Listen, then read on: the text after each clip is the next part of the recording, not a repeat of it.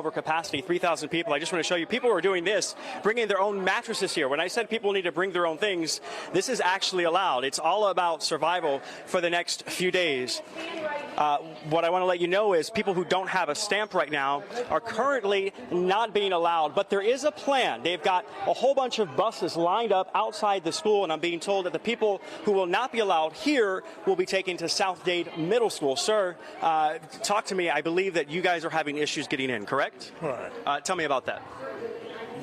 Wednesday, I called 311 and asked about was anybody having shelter, and she said this one was closer and I could come here. And now, you guys are together? Well, he's my neighbor, and I'm really upset because I have nowhere for him to go, and I'm supposed to be going up north with other people, and the house is full over there. I'm upset because this guy, the military guy, told me stand here. I'm standing here, yet I see this guy handing out a bunch of applications, so now he's stuck again, and I'm like, what do I do now? So you're obviously frustrated. Was not prepared, knowing that there's a hurricane coming as severe as Hurricane Andrew, yet these shelters are not open way in advance. This doesn't make sense, and it's really you guys are together? And I made it very public on Facebook. Okay. All right. Well, thank you. I mean, as you can tell, emotions are really high right now. I mean, just the slightest thing can go wrong, and it will set a lot of people off, and understandably so. I mean, we're looking at a life-threatening storm, and people are basically being told, bring all of their valuables, bring all of their belongings, and come here to a shelter and hang out with thousands of strangers, and that is this current situation. You can see the National Guard here. They're responsible for the order here. I mean, something is to be said for the more than 3,000 people that are already inside, but at some point, I mean, a shelter does need to make a decision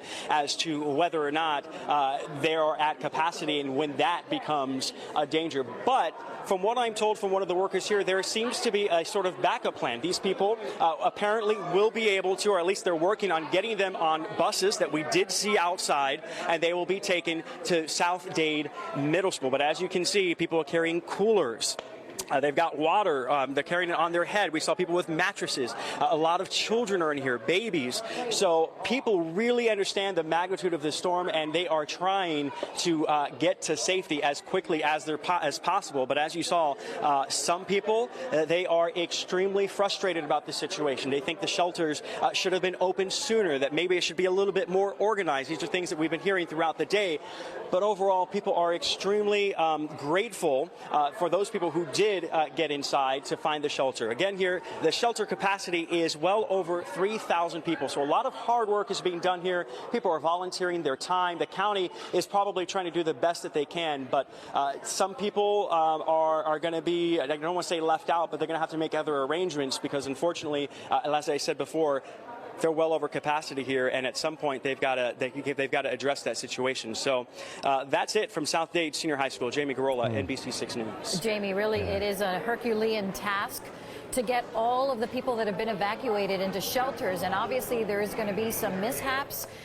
People are going to lose their patience, obviously. Absolutely. And these are the kinds of things and stories that we're listening to. But when you have an unprecedented amount of people that have had to evacuate, these are the kinds of things that are going to happen. Jamie, thank you for that live report. All right, we're going to check in now with meteorologist Ryan Phillips. He is going to give us an update on Hurricane Irma. Ryan. Guys, we've been in the studio all day. Here's a live look outside. Breeze is picking up, but the sun's still out. It's actually been a very nice day and a great day for preparation here across South Florida. You notice the camera shaking just a little bit. We've had sustained winds running at 20 to 25 miles per hour, gusts pushing up to 30. These winds will only begin to increase locally as we go through the overnight hours leading in to tomorrow, Saturday. Saturday is where we begin to see that onset of some tropical winds in the afternoon hours. Here's First Alert Live Doppler radar. Again, we've got it tweaked up so we can pick things up that are far off. We're keeping a close eye, first and foremost, on the Atlantic waters, where we will see some more showers beginning to kick in as we go through the overnight. Individual showers that will pop up, maybe a brief downpour, some gusty winds, and then everything will calm down. Nothing concentrated coming in tonight. Here's a band that's not associated with Irma working through the lower Keys. Frequent lightning. This is First Alert Doppler 6000, available anytime on the NBC6 News and Weather app. It'll certainly help you. Let's bring the live sweep through here. Watching the shower activity expand here from northeast to southwest. So this is just ripping through. But here's the best part. As we go through the next few hours, we will gradually begin to see the moisture from Irma showing up on our radar here in South Florida. Across Andros Island, a little bit of enhancement here, but beginning to see the front end of the edge of the system, and this will continue to fill in tonight. Now, of course, we know the system is slowing down, so we're not going to push this moisture right into the straits. But now within the range of First Alert Doppler 6000, we'll begin to see the outer edge of Irma emerge, and that's what we'll track on through the upcoming weekend. Over 215 miles away right now, the beam's sending down to penetrate deep into the storm. And look at this impressive storm here. As we're losing the daylight now, we're running out of the available images, but this is a well-defined eye meandering about. Not surprised to see it bend a little bit further off to the west, to the left here, over the last hour or so. But again, this cloud shield will continue to advance through the straits and through South Florida. And here's where we can use the satellite imagery to kind of confirm what we're seeing there on the radar. All those little bumps there, those thunderstorms starting to pop up. So again, we will be moving into a period that will feature a lot more active weather. That's why we talked about today being such an important day for your preparations, both in your home and more importantly outside of your home and whatever you had to do within the community. There's still gas around. There are still a few hours to prepare this evening. Still about an hour of daylight for you to get out there and check out. And by the way, I just had to show this because it's just so impressive that we have Jose, a major hurricane, still out in the Atlantic. But let's get back to Irma here. This system, again, no new information yet. It's 7:03 right now. Our next advisory comes in at 8 o'clock. It may be an intensity update. Most likely, the way things are going, we'll just use it as a position update. I will say, new Hurricane Hunter aircraft on the way, outbound, beginning to sample Irma, sending vital information back to the National Hurricane Center. Not only will that help us with the updates here, but more importantly to feed into the models, because we're really getting into crunch time right now. As this storm runs on kind of the edge of high pressure and it's steering, we need to figure out just how strong the system is, how strong it may be, and when we'll start to see the evolution of this turn. Forecast cone, again, narrow on the front end. It's a high confidence forecast. We really haven't seen any big deviations. And what we are watching as we get through, at least Saturday night into Sunday morning, will be the push of the system moving through to the northwest. And then it's in this critical time while it's in the straits that, by the way, has a high heat content to work with. So the intensification and the upper level wind pattern certainly could be conducive for this to jump up, hold on to its Category 5 intensity, sweeping through the Keys with the just incredible storm surge, but also winds gusting as the models have output at 191 miles per hour in Marathon. That's certainly possible Sunday night and then through the day on Sunday. So even if the center of circulation is off to the west or even off to the left of this forecast cone, the overall trend for the wind field to be so large, we still see impacts here in South Florida.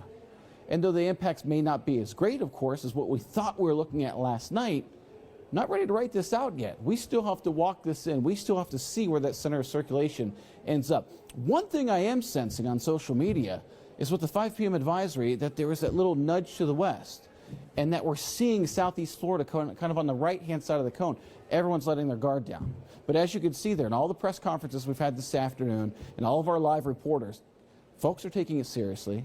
They are taking the idea of being in a shelter seriously, and you should take it seriously. Until we can see where that center of circulation is going and what the impacts ultimately may be in Broward County and in Miami-Dade County, we've got a serious storm on our hands, a Category 5 raking through the Keys. Not many of you are watching right now have had any experience like this.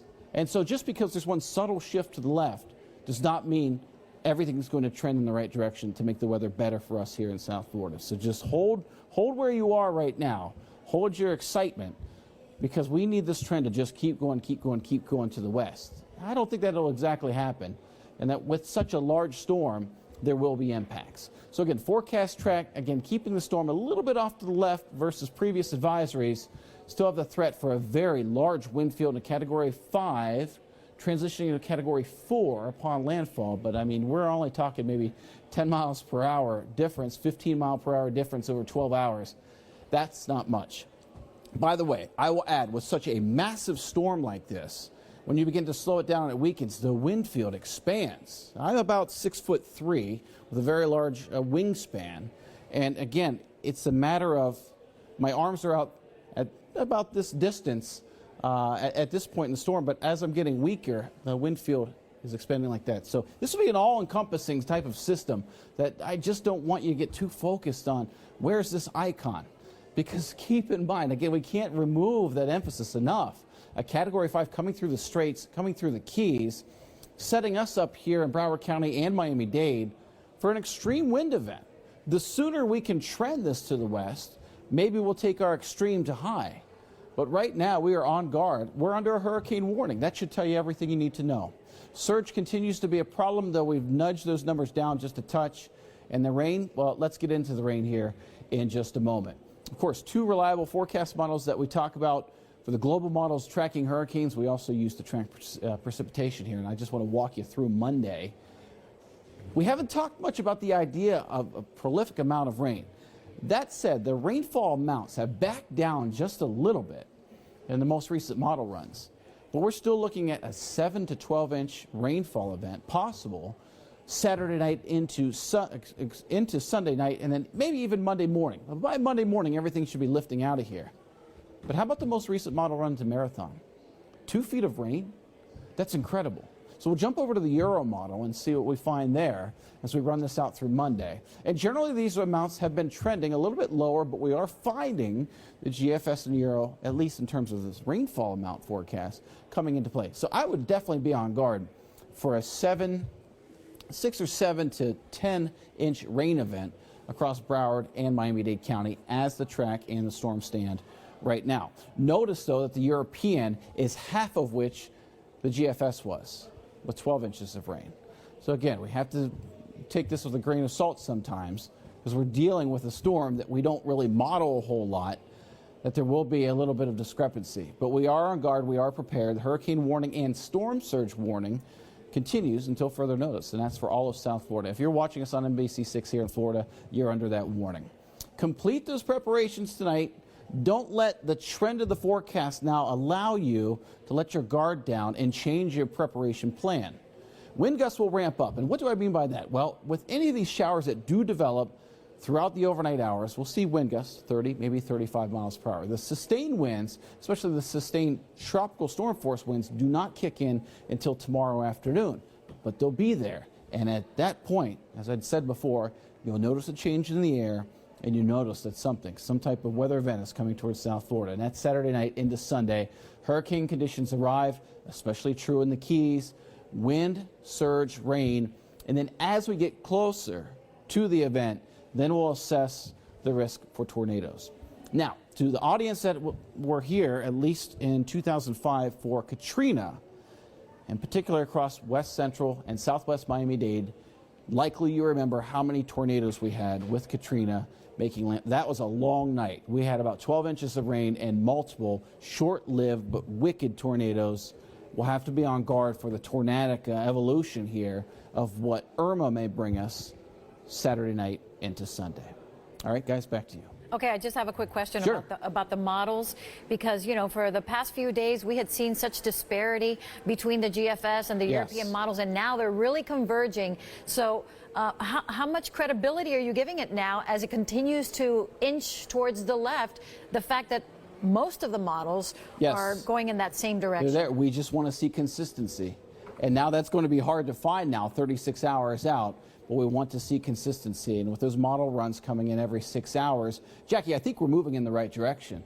That's for sure. But I want to be sure that we're moving in the right direction. So that's a cautious approach to being cautiously optimistic right now. And Ryan, I'm looking at First Alert Doppler 6000 as we speak, and I see Hurricane Irma churning there, going over parts of Cuba. Of course, the hope is always that it hits Cuba and it hits those mountains, and if, you know, maybe it breaks it up or takes it off course. Any of that happening? There'll be maybe some subtle things going on, but keep in mind, one thing in particular, if you get any sort of change in the terrain, there's a downsloping wind, and that can have an adverse effect to the overall organization. But, Joanne, we have to go back and remember this is such a large, powerful system. It just went through this morning and early this afternoon an eyewall replacement cycle. So it's almost as saying, you know, no impacts for me because I'm just now winding back up. Keep in mind, we are on the cusp. We're just on the threshold of bouncing this from a Cat 4 to a Cat 5. So it's going to take a lot of disruption to even try to dial that back. It needs to come a lot closer to Cuba to see any type of impact on its overall structure and intensity. And the eye wall is still, what, 40-something miles? Yeah, I got to check because the hurricane hunters are just getting out there right now. They'll get some new measurements for us, but we're in that ballpark, Jackie. Yes. Okay, Ryan, thanks. All right, Thanks Ryan, so much. thank you. Now, one major concern for residents preparing for Hurricane Irma. Many of us have seen it, trash on the street. We just saw Willard Shepherd in a neighborhood, and there was a big pile of trash that can be very dangerous during a storm. Bulk trash that can turn into a damaging threat. NBC6 reporter Chris Fisher is in Miramar, where it's a problem in one particular neighborhood. We're in the city of Miramar, where a problem has started to occur with bulk trash. The pickup was supposed to be on Thursday, and residents here, like Andrew, just stopped in the road to ask us if we're doing a story about it. Well, Andrew, what are your concerns about this? Well, see, I live around the corner. It's not even me. My neighbor, he has like all type of metal frames, coconuts, furniture, all that stuff. Once the hurricane comes, it's going to turn into missiles. My house is right across the street. Like, the city of Miramar, they knew this hurricane was coming from Monday. At least they could have did was just collect the garbage. I'm terrified right now. I'm terrified. It's not like we can put it in our backyard. We can't put it in our backyard because it's still going to fly. I don't know what to do with it. And we have another resident we just spoke with. He was expecting them to pick it up on Thursday. He says, that's what we pay for. How aggravated is this community about this? To the extreme. That's our time. It's not even about the money. We just want safety. If this is the one time that you pick it up, it has to be this time. You know it's a hurricane coming. That's very important. That stuff is going to cause more damage to home. It might cause more severity, injuries, deaths, all type of stuff. Those stuff become missiles, bullets. You don't want to deal with that stuff, man. We got 99 problems we shouldn't be worrying about. As city of Miramar residents, we shouldn't be worried about trash flying in our houses and our garages. Well, I've contacted the city of Miramar. I'm waiting for them to call me back. I wish you nothing but the best throughout this storm. Andrew, it is a very big concern here, guys, and it's not just here in Miramar. I talked to Miami-Dade County. They said they're going to continue to pick up bulk trash, but you have to have it scheduled. You can't just take your items and put them out toward the street. That is the same in Broward County when I just got off the phone with them about 25 minutes ago. We're going to continue to cover the story and bring you more coming up on NBC6 News. You know, I totally get the frustration with that gentleman there. I mean, you know, it's dangerous, and something needs to be done about it. Something does need to be done about it, and hopefully they can get some sort of answers there. Meanwhile, we're going to check back in with NBC6 reporter Jamie Garola. He is live once again at South Dade Senior High School, and that's where they have a shelter set up there. So a little frustrations going on there, Jamie. What's going on now?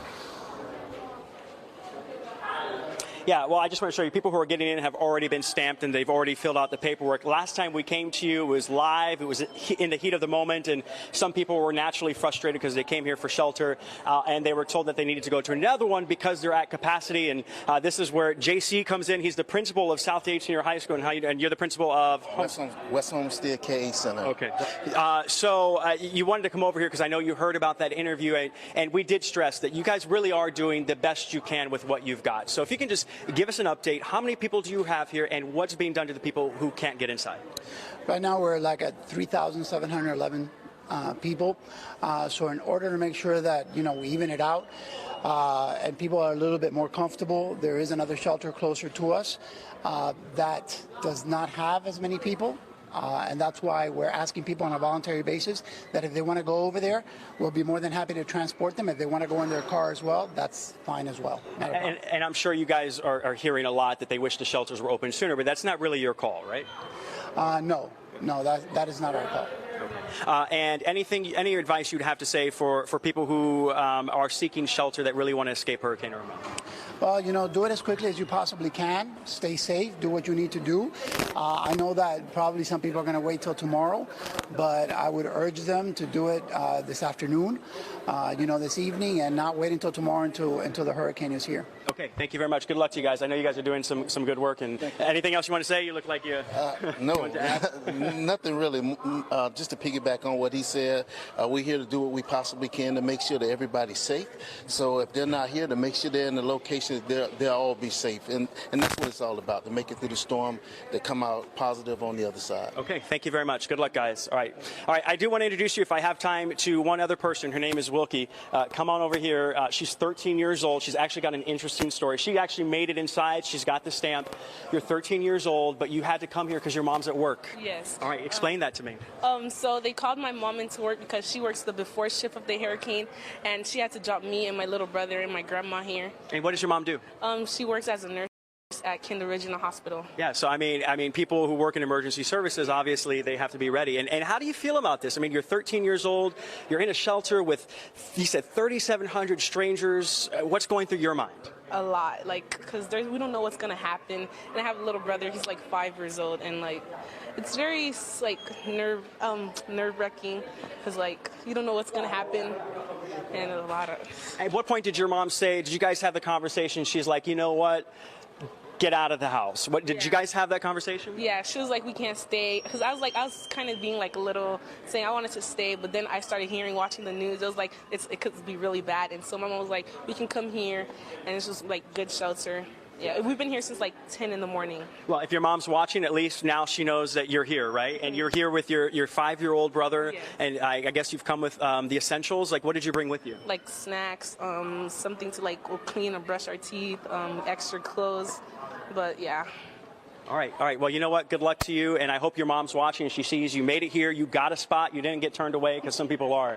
All right. Well, good luck to you. And we're going to go ahead and I think right on over to Southdate Middle School, see how that's going. We just heard those doors open, but as you heard the principal just tell me, they really are doing the best that they can. Some people are naturally frustrated.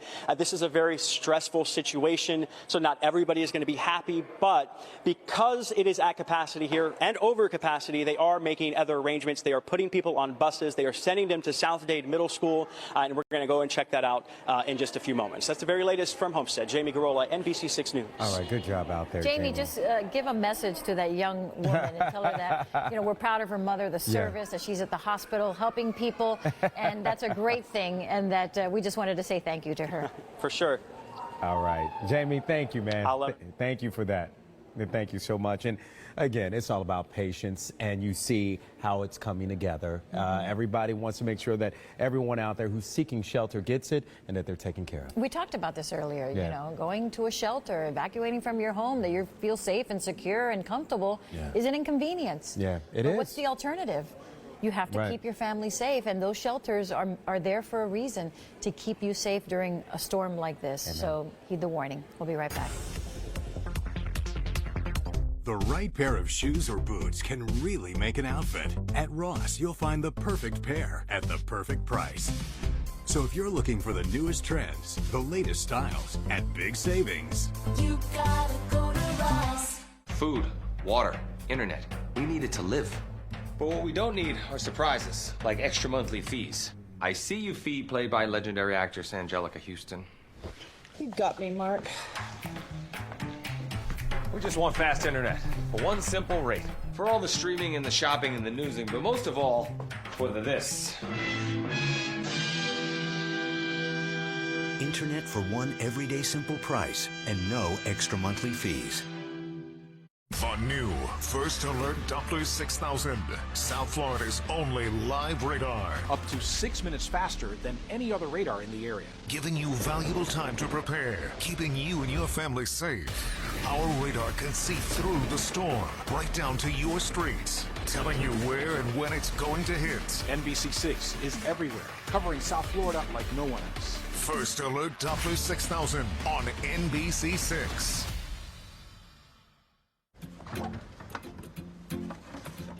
For years, I thought I was lactose intolerant. Turns out I was just sensitive to a protein commonly found in milk. Now with A2 milk, I can finally enjoy cereal again. It's delicious like real milk, because it is real milk. A2 milk is real milk from real cows that produce only the A2 protein. I forgot what real milk tasted like. It was amazing. My first latte in 12 years. It's totally natural, and having only the A2 protein makes all the difference. It's the way milk was meant to be. I love milk again. I can't believe it. Oh my gosh, cereal, smoothies, coffee, everything. I missed it. love milk. I'm so happy I found it. A2 milk. Real milk that's naturally easy to digest. Love milk again. You're gonna love the Ross Fall Fashion Event. You'll love the brands, the trends, and most of all, the savings. A fraction of what you'd pay elsewhere. The Ross Fall Fashion Event. On now. You gotta go to Ross. Welcome back to our continuous coverage of Hurricane Irma. And, you know, it's Friday night, right? 7:22 in the evening. It is. South Beach, what do you expect on a typical Friday night at 7:22 in the evening? A very packed and busy South Beach. A lot of people busy. at happy hour. Okay, so let's see what's the mood like right now. We're going to go to Chris Gloninger in South Beach. Yes, he talked to some people there preparing for the storm with lessons they learned from Hurricane Andrew. Ocean Drive in South Beach is quiet on this Friday evening. You can see all the stores are shuttered up and sandbags are at the base of those doors. Now, residents 45 minutes south where the heart of Andrew went through, Homestead, aren't taking any chances, and they are preparing as Irma heads their way. We've all learned from Andrew, so everyone's more prepared. Eric Greenberg and his son-in-law, Andrew Jones, loaded up with plywood, not taking any chances, especially with images of Andrew stuck in the minds of many Floridians. It was unrecognizable. And the house I was staying in was fine. The next door had no roof, no doors, no windows. We followed the father-in-law, son-in-law duo as they went to board up Greenberg's sister's house. I'm boarding up her house right now. Right now I'm doing her aunt's house, and I just got the plywood. Thank God I was able to get some. I've already done my aunt's house. I've done my grandfather's house. Now I'm doing this house. I'm doing my house. And ounce prevention goes a very, very long way. So even if it does hit, we still have something up just in case, because you never want nobody to go homeless. And you got to do what you got to do. Andrew Jones was only 10 months old during Hurricane Andrew, and he only remembers the story that his father told him. Now, he hopes he doesn't have to tell his one-year-old son any stories from Irma. Reporting in South Beach, meteorologist Chris Gloninger, NBC6 News. All right, well, here's the latest on Hurricane Irma as it makes its way towards South Florida. It's a Category 4 storm with maximum sustained winds of 155 miles per hour. Now, just a short time ago, a Category 5. South Florida is now under a hurricane warning, and residents in the Florida Keys are being told now to get out. And that has been the message. We got it from the National Hurricane Center, from the acting director, Ed Rappaport, as well as John Morales, as well as Ryan Phillips. This is the time, this is the storm that's going to be impacting the Keys the most. Right. It could possibly hit as a Category 5. This is the time to get out. You have no business being in the Keys right now when you know that this storm, the one right behind me that's right now just north of Cuba right now, is heading in that direction. 300 miles, 300 miles away from South Florida as we speak. And the eye wall, Ryan Phillips, meteorologist Ryan Phillips is going to double check that eye wall. But it was at about 46 miles wide, that eye wall, which is extremely large in size, and it could even get larger. So he's going to check that out and double check that. But that could mean devastation for the Keys, especially for Marathon, if it continues on that particular northwest course that it's on right now. Yeah, and of course, after that, it's expected also to continue going up the spine of the state of Florida, and Irma's forcing the happiest place on earth, and this rarely happens, okay? It's causing Disney World to shut down. They announced this afternoon that it will close down early tomorrow and stay closed through Sunday and Monday. You're talking about a whole weekend plus Monday where Disney's going to close down. It says it hopes to resume normal operations on Tuesday. Let's hope that they can. The resort hotels will remain open during Hurricane Irma because many people that have evacuated from South Florida and other places, many of them are staying at some of the hotels in Orlando. Yeah, no, very true. It's just something that you don't see very often. So you know just how serious it is when Disney World decides to close down, because that's just something that they don't do, the happiest place on earth. And sure enough, They want to make sure that everybody out there is safe, and they could also feel the effects from Hurricane Irma as well. But first and foremost, we must get through the next few days as it approaches South Florida. And as we await the track and what this system is going to do.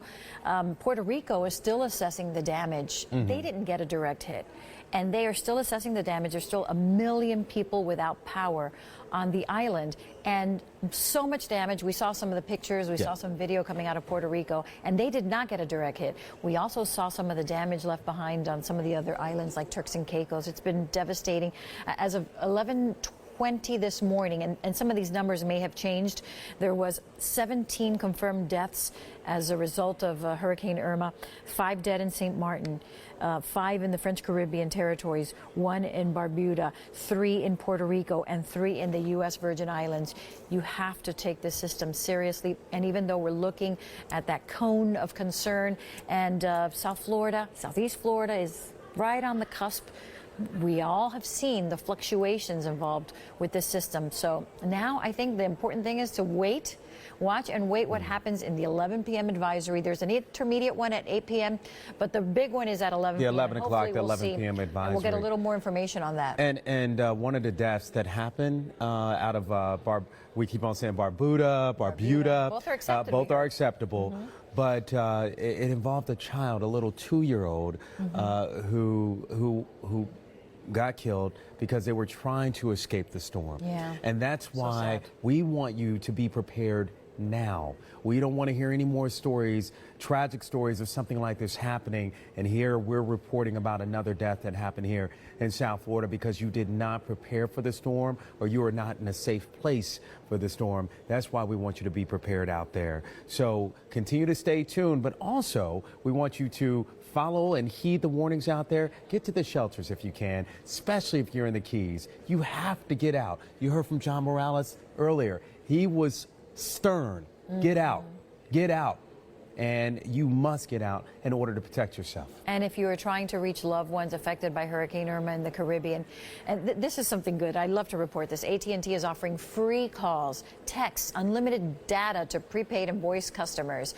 Now, from now until Sunday, you can call and text people in Puerto Rico, the British Virgin Islands, the Dominican Republic, Haiti, Turks and Caicos, and it's all for free. AT&T voice customers will also get unlimited phone calls to these countries. Man, I have Sprint. Oh, well, listen to this. Cricket Wireless is also providing its customers free calls to the Dominican Republic and Haiti as well. It's all last through Sunday. So that is great. So again, Cricket Wireless, free calls to Dominican Republic and Haiti. And remember, Comcast Xfinity has a number of hotspots that are going to be set up to help you in case we shall lose power and we lose internet service as well. So, again, some good things happening to help us get through this storm. When we talk about preparation and evacuations, those mandatory evacuations in place, and we talk about the numbers of people that are under a mandatory evacuation, over 600,000 people that are under a mandatory evacuation. You look at those numbers, and it's unfathomable. 100,000 expected to attend shelters in Miami-Dade alone, and that doesn't include Broward County. It doesn't include Monroe County as well. But that's good news because the shelters are there for a reason. They're there to help keep you and your family safe. So if you're in a mandatory evacuation zone, take advantage of it. All right, we're going to take a quick break. We'll be right back. I had this. I can do this. Oh, look out! When life happens, Guess I didn't have it. there's Amscot Cash Advance. This is a problem. Up to $500 with no credit checks. Amscot, you'll be okay with us. A depressing day at your casino? Ask your friends about More Ways to Win, available only at Mardi Gras. More Ways to Win is the prescription for daily fun, laughter, and winning for a happier you. Mardi Gras Casino in Hallandale Beach, your place to win. I got a curb violation, B13 in pursuit. Uh-oh. Honey, hurry. Pardon me, ma'am. Excuse me. Sorry.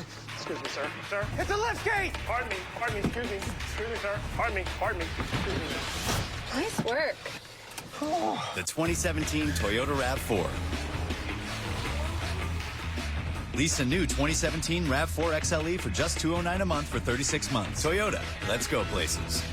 Get ready. The new Rooms to Go Superstore opens Saturday, September 16th in Fort Lauderdale.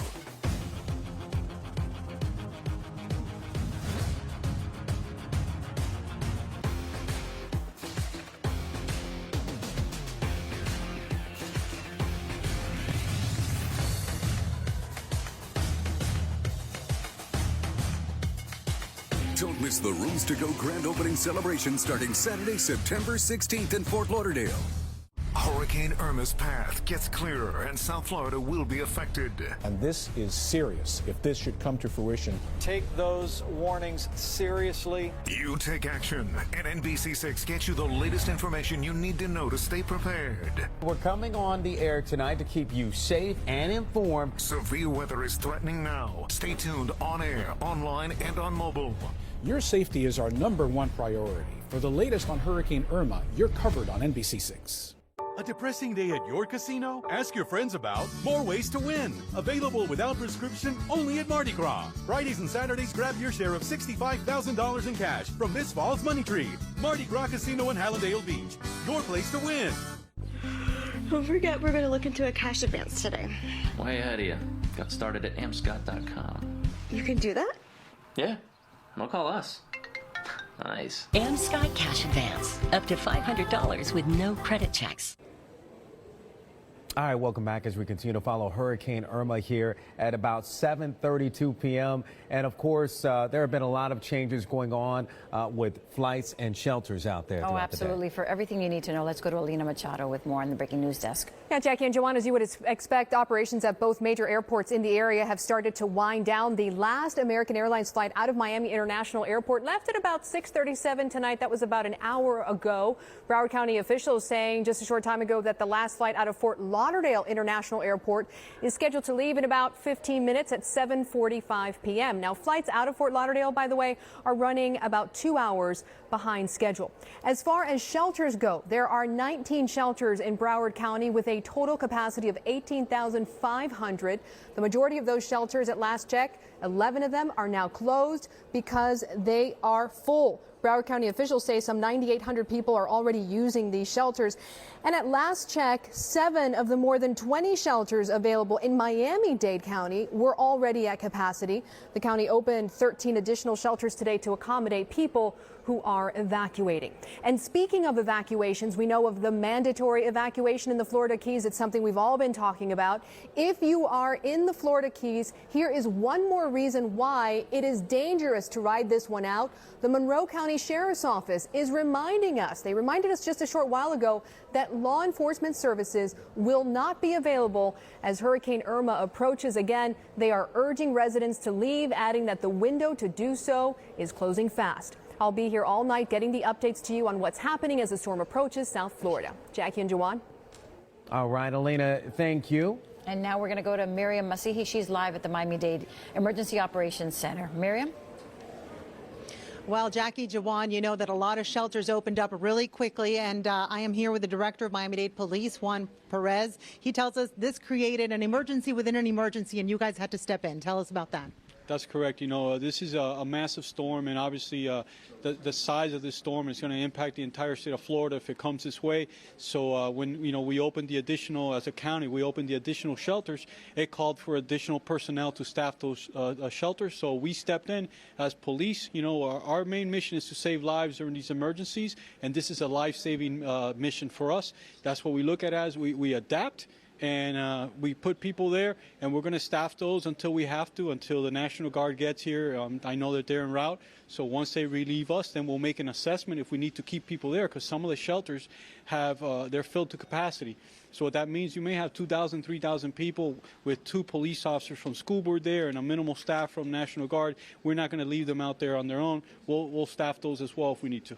You told me the Red Cross had, reached capacity with what they could do, right? Correct. The Red Cross has a certain number of shelters that they staffed, and the National Guard steps in for the second tier. And now we're in that, that last, the last tier that we have to staff. We want to be able to ensure our residents of Miami-Dade County that they have a place to go with the magnitude of this evacuation and the numbers of people that are supposed to be evacuating. We want to make sure that they have a place to go. So I know there was long lines, folks. I know that there was some issues, some concerns, there's some glitches with the website. I understand that. We understand that. We're working through it. But the key thing here is that this is an emergency, and during emergencies, there are situations that may arise that cause for us to adapt, to be a little patient, and work together. We're trying our best. I can honestly tell you that staff is back there now working through these little kinks that we've had, and trying to get the National Guard out here, and it'll get fixed, and we're going to make sure that everybody's safe. And how many people do you have currently at shelters? We have approximately, don't quote me on the number, but approximately 100 that I've deployed to the shelters. There's 22 different shelters, and we have a certain numbers to be inside, and then we have some that are going to patrol on the outside while we're there. And that's 100 officers. And how about people who have actually heeded the warnings and gone to the shelters? Do you know how many people do you have residents in the shelters right now? The number has exceeded 18,000 residents. So even though the warnings and the evacuation are out there, but only 18,000 have sought shelters. But we expect that tonight will be a big night, right? Because the storm's supposed to start impacting tomorrow. Sometime during, I don't even want to say the time, so I don't want to say it because then they're going to quote me on this. I don't want, Juwan, do not quote me on any times. We'll leave that to John Morales, right? Yeah, we'll leave it to the experts. But at some point tomorrow, the tropical storm winds will come in, and we want to make sure that all those things are in place, and we'll continue to be out there in the streets. And so we have these mandatory evacuations, and you guys are going to start heading out there to tell people that if they're staying, the dangers they're in, including homeless people. A lot of people don't get to watch the news, right? I just realized I never gave you the number. Over 18,000 people, I think, and we have the capacity of up to 100,000 in those shelters. And yes, our priority is to evacuate those areas like trailer parks, areas where people may not have access to the internet or to televisions to watch the news. You guys being our number one resource to push information out. And our homeless population that typically doesn't have information at their disposal. I know some of them may have cell phones and some other capacities, but we want to make sure that they heed the warning, and we work with Homeless Trust to try and get them into the appropriate shelters. Okay, Jackie, Juwan, I don't know if you guys have a question. I understand where this is coming from. A lot of people are leaving the comfort and the security of their home, and they want to make sure that the shelter that they go to is secure, and that's what Miami-Dade Police is stepping up to do. Did you have a question? Yeah, absolutely, because I saw some of those police officers helping out in the shelters, helping out just across the community in any which way, shape that they could. So my thing is not a question, but a remark, just to tell him that we thank him for his service and his officers for their service, because they've really made this preparation process a whole lot better for so many of us in this community. Well, Jackie says it's not a question. She wants to thank you guys. She's seen you out there and making this preparation process so much, so wonderful for people. I mean, in this difficult time, she says she's noticed that you guys have been out there, and she wants to thank you. So no question, we appreciate it. We know that you have to run to do a lot of things, and we appreciate your time. Thank you so much. Well appreciated from Jackie. I appreciate you, Jackie, and thank you guys for acknowledging us. I appreciate it. He thought I was going to ask him a tough question. All right. He's good. Miriam, some good information there. He had to. Yes, it is. And I mean, a lot of us think about that. I mean, we're taking our families to these shelters. We want to make sure that, we leave our home, and we want to make sure that when we go to these shelters, we're going to be safe. And that's what Miami-Dade is stepping in to do while the National Guard gets here. So that's information from the EOC. We'll send it back to you guys. Yeah, and that's what, Miriam, thank you so much. That's so important, especially because when you're going out there with your children, you want to feel safe. I mean, you're evacuating from your home because you don't feel safe in your home because you're under a mandatory evacuation. You go to a shelter, you want to feel safe for yourself and for your children as well. We know about the horror stories that happened with Katrina and the Superdome and everything else, and so we definitely want folks to feel safe out there. We want to feel safe for sure. So anyway, we're going to toss it now to meteorologist Ryan Phillips. He continues to track Hurricane Irma. Ryan, what can you tell us now? I just wanted to go back to something, and doing all this, which I had 3 of me, and we had 6 John Morales, and we had a whole football team of people. But getting back to social media, which I haven't done for a few moments, National Hurricane Center Director, or Deputy Director, Acting Director, Ed Rappaport, it's not clear that it's a survivable situation for anybody that is still there in the Keys. Followed by a tweet from the National Weather Service in Key West, which, by the way, is fully staffed even though all their families have evacuated. I talked to them on the phone prior to John going on the air, and they prepared this tweet, which has been retweeted nearly 24,000 times in less than 2 hours. 3 bullet points. This is as real as it gets. Nowhere in the Florida Keys will be safe. You still have time to evacuate. And that was what the parting note that I was left with before we terminated our phone call a little while ago, is that they're really hoping, one last push, get everyone out of the Keys right now. Because as John had mentioned, you know, a lot of stubborn folks that want to stay, but with the storm surge and then the wind impact that is possible in the Keys, it's time to get out. So you still have time. Weather here, it's okay. Come on up the Overseas Highway and get out of there. One bridge gets dismantled, one bridge gets destroyed, that cuts off the flow for the whole island chain. So you have time. And the computer models, again, converging on where the National Hurricane Center had plotted a possible arrival as a Category 5 near the 7 Mile Bridge. Can you imagine if the 7 Mile Bridge is damaged to the extent that there is no automotive traffic that can pass over it? What that's going to do to the economy, what that's going to do to the people who decided to stay.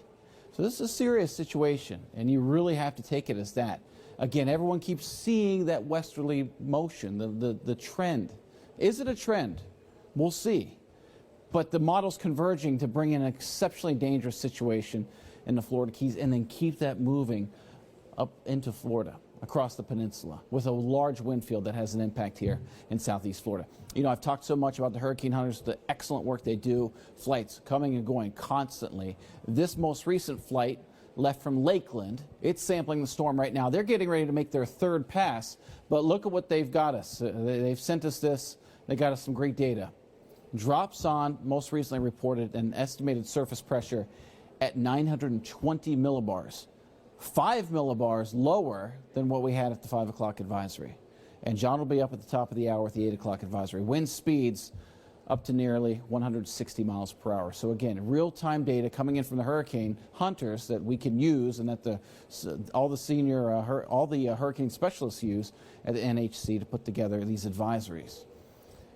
We have to consider an impact imminent as we're under a hurricane warning. The ultimate effect and impact that we'll have will be decided as Irma makes the approach. But in the meantime, certainly time to finish off these preparations. Here's the satellite imagery. I mean, just so impressive. Center circulation, about 46 miles wide. And then we can see, I mean, this is just incredible satellite imagery. We can see, you just don't want to be anywhere in this envelope of the storm here. And having gone through an eye wall replacement cycle, and having to assume that Irma will go through a few more, and Irma will lie into an environment with exceptionally warm waters here in the Straits. Every reason to believe that the system can maintain, if not gain, intensity, and that is reflected in the official forecast.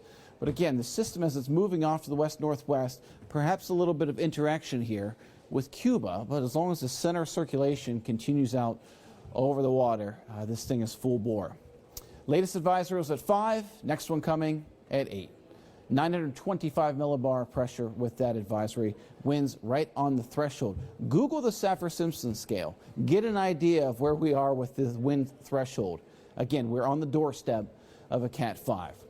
Storm surge. Storm surge warning continues. Again, this is just not something that we've talked much about over the last few years. The storm surge unit at the NHC continues to expand, develop their products, and now putting them into issuance. And here in the Florida Keys, anywhere from 7 to 10 feet, that's all it's going to take.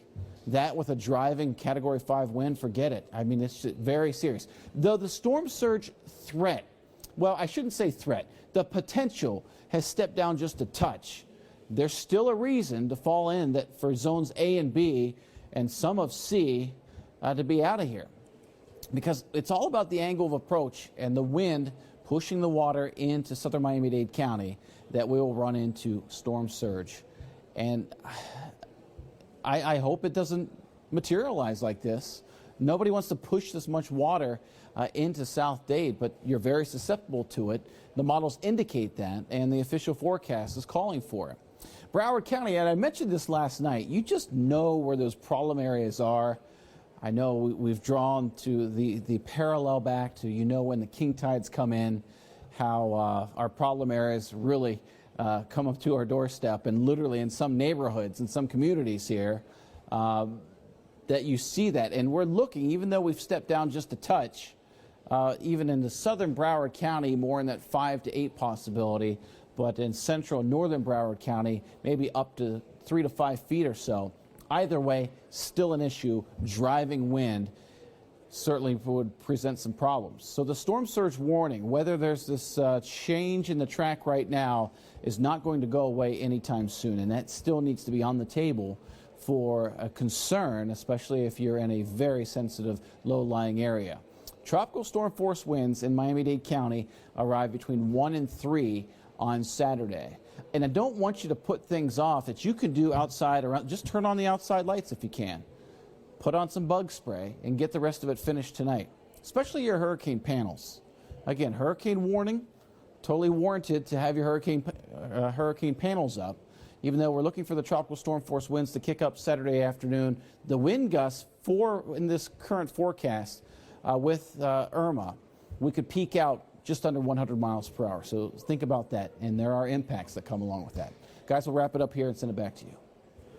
Thanks, Ryan, as always. Great explanation. Definitely. Ryan, thank you. Well, take a look at this. These are live pictures coming out of Hollywood tonight, and you see those palm trees right there. Yep. Swaying in the wind as Irma slowly approaches South Florida. Now, as you see, they're swaying, and they did say that we could pick up some more winds throughout the night and the day, but tomorrow, of course, is when we're expected to see tropical force winds across South Florida. Well, it's good that we're not seeing anyone on that beach, because look at the waves as well. Yeah. Very dangerous conditions there. You are advised not to go to the beach. And from Broward County, let's go to Miami-Dade County and Miami Beach, where Michael Spears is there, and hopefully there's not many people there either. Michael?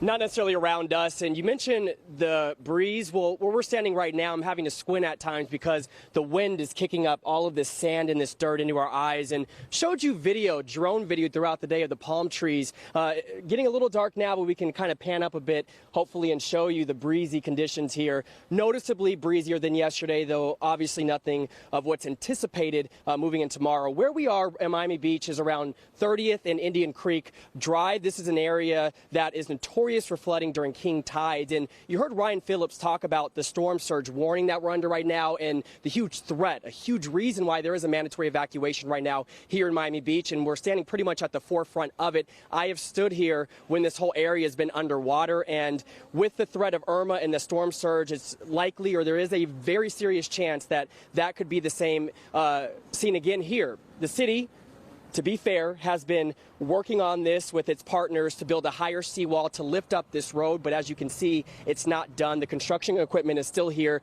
And I don't know if you can tell, but the dust is definitely kicking up. And that's what I mean by the wind. And off in the distance here, there is a new pump being installed. We've done extensive reporting about the pumps and how much they've helped, but also, highlights the issue for Miami Beach, such a low-lying area. So right now, we almost sound like a broken record saying final preparations, final preparations. Well, I can give you a firsthand account on why that is important. First off, Publix locations throughout Miami-Dade close in 10 minutes. That is at 8 p.m., and that's throughout Miami-Dade and Broward, and will be closed indefinitely. Sedano's will be open in an hour, so with those preparations come a very serious concern. I just got a message from my apartment building, my condo building, saying tomorrow at noon they'll be shutting off AC, they'll be shutting off water, also shutting off elevators. We live on the 20th floor. That's at tomorrow noon time. So even though, based on the forecast and what we'd heard from Chief Meteorologist John Morales, there is some more time after that, potentially, before the brunt of those winds, it just gives you an idea of other folks and how people are taking this seriously. And if you haven't done those preparations, why it's so important. Do want to show you some new video here of some folks who are doing just that. Earlier, we were rolling around Miami Beach. We started on South Beach, went up to North Beach area, close to 70th, and saw some folks, plenty of folks with boarded businesses, but some folks who were taking the time in the early afternoon to do that and board up their businesses, and rightfully so. And really the case throughout Miami Beach. You said off top, don't see too many people around. No, we don't see many people around here. In this area, to be fair, we've done reports here before. It's not your South Beach Ocean Drive, so you're not really going to see that here. But in those areas right now, even though we're not showing it to you, that is the case. And earlier we were down there. We talked to one guy who said he does not plan to leave, and he sort of described what it's been like seeing Miami Beach and particularly South Beach so empty. Take a listen.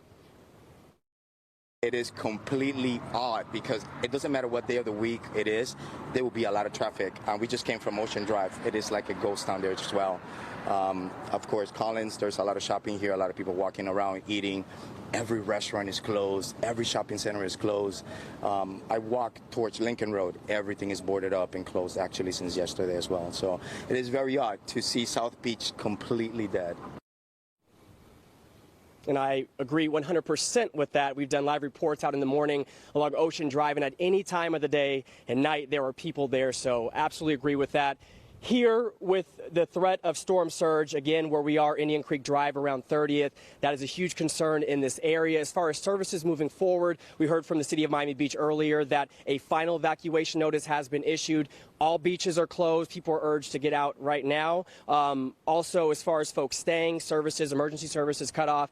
The trolleys, Jackie asked about it earlier. We'll repeat this because it is important for people to know. The trolleys from Miami Beach are still running right now, even though the grocery stores, Publix, as I mentioned, shutting down at 8 p.m. until the foreseeable future. Trolleys are running. They are taking folks from designated areas to evacuation shelters. That will continue until 10 p.m. tonight. And to get information on that, you call 311. For now, we're live in Miami Beach. I'm Michael Spears, NBC6 News. Okay, Michael, thank you so much. You know, we've been talking about how massive this storm is, Hurricane Irma. Right now, it's at 155 miles per hour of maximum sustained winds. But also, and John and Ryan, they've been talking about the eye wall and how big it is, over 40 miles in diameter. But look at this view. This is the hurricane hunters. You know what they do? They go into the hurricanes to get all of the data that they need in order to figure out, give it to the National Hurricane Center so they can put it all into their computers and come up with the models and the forecast tracks and so on and so forth. Well, look at this. Look how big this is, Joanne. Oh, my goodness. This is a monster of a storm. I've never seen anything like this before. I saw a picture of Hurricane Irma compared to Hurricane Andrew. And it almost looks like double in size. And we saw what Hurricane Andrew and the devastation that it left in South Miami-Dade. And it was so much smaller than this. And that's what leads me to believe how incredibly serious this hurricane is. And now you see why there's so much concern when you get a up-close and personal look at it right there from this image, this video that we're getting right now. Incredible. Kudos to those hurricane hunters for this video image of Hurricane Irma up close and personal. They are brave individuals. What these gentlemen and women do when they go into those storms in order to help all of us. Yeah. Really, if you think about it, they're going in there, they're collecting data, and they're doing what they need to do. And I don't even know how they can stomach that, because can you imagine the turbulence on those planes? I can't even. As you know, I'm not a big fan of even roller coasters, so I can't imagine that. But some incredible images coming out of there. And also, a quick note here. I just got a tweet here. This is from Miami-Dade Mayor Carlos Jimenez. He said, this is about 10 minutes ago, that shelters at capacity. This is in Miami-Dade. They are filling up fast. South Miami Senior High, the old building, Ronald Reagan Senior High, Terra Environmental Senior, North Miami Senior, and Felix Varela Senior High School, all of them filling up. So all of them, at first it started off as like one, and then that goes to show that people are not taking this storm lightly, and you shouldn't. Right. And in Broward County, the mayor there, Barbara Sharif, told us that 19 shelters are open at this time, 18,500, the capacity of 18,500 people, evacuees that are going to their shelters. And they opened up a third pet-friendly shelter. I mean, a lot of people have pets, and they want to know what can we do with our pet to keep them safe from this storm. And because we saw so much of the devastation and so many of those homeless pets in Houston, and that was just such a disaster. So people are concerned about that. So So there are pet-friendly shelters both in Miami-Dade and Broward counties, and they opened up a third pet-friendly shelter in Broward County. That was just as of like 30 minutes ago. And you know that the last flight out of Fort Lauderdale International Airport was at 7:30 p.m. So let's check in now with NBC6 reporter Stephanie Bertini. She is live from FLL with more on that. Stephanie. Yeah, it's been a really long day here, Jawad. You can see behind me no planes left on the tarmac here behind me, as you see from this live shot. Basically, what we have here is a lot of employees packing up, doing their final things, headed home. Passengers are basically all gone. The last flight left, as you mentioned. Throughout the day, there's been a lot of delays, a lot of flight cancellations, a lot of frustrations. Overall, airport officials reporting at last check, the number was 276 cancellations related to the storm and the threat of Irma coming here.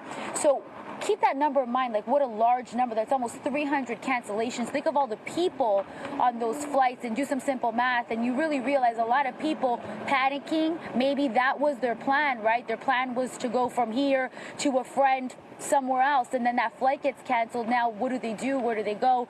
You got to consider a lot of people live in those evacuation zones, and for some of them flying out, that was the plan. Now I did speak to other travelers throughout the course of the day that basically made it out. So their flights were on time. They were able to go to whatever destination.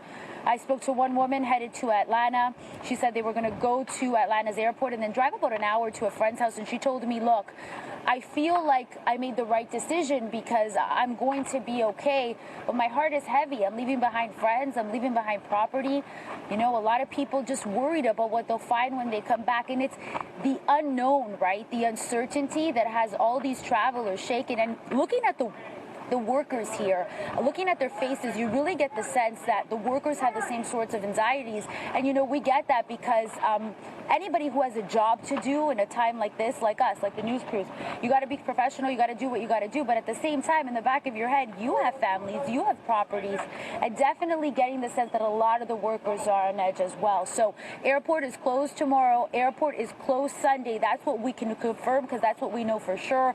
What will happen after Sunday, we'll have to keep you updated because the airport officials haven't told us anything about that. One more note, I talked about this when I was live earlier in our team coverage. Every single parking garage at Fort Lauderdale Hollywood International Airport is full. That means that there's vehicles in every single spot. And of course, if there's flooding, the higher the vehicle, so the higher the level, the safer the vehicle. And so it seems that travelers kind of put some thought into that. We've talked about kind of making sure your vehicle is safe if you do leave. So it seems everyone has kind of exercised that option. So with people catching the final flights, they kind of had nowhere to put their vehicles. So some of them got here, had to leave, park their car somewhere else, and then come back. So it's just, you know, a lot of frustrations, a lot going on. So again, just to recap, final flights are gone. Now it's just, you know, some last minute things, the workers kind of tying loose ends and things are clearing up. I mean, it's basically vacant here. If we can just move down here, Shane, just to give them an idea, you could just basically see that nobody's here. It's kind of just ghost-like other parts where we've seen evacuations. Definitely that feeling that there's no safety here. Jawan, Jackie. All right, Stephanie, thank you for that live report out there. Well, it's 7:59. The 8 p.m. intermediate advisory is in, and Chief Meteorologist John Morales is here to tell us if there are any changes in it. John? Hey guys, I do have the 8 p.m. advisory, but I want to show other more relevant and breaking information regarding what the aircraft are finding inside the eye of this hurricane. So Ryan, just 10 minutes ago, showed you the information from the current Hurricane Hunter that is flying in the hurricane, which is currently 280 miles away from our region. Hey, Ryan, do me a favor.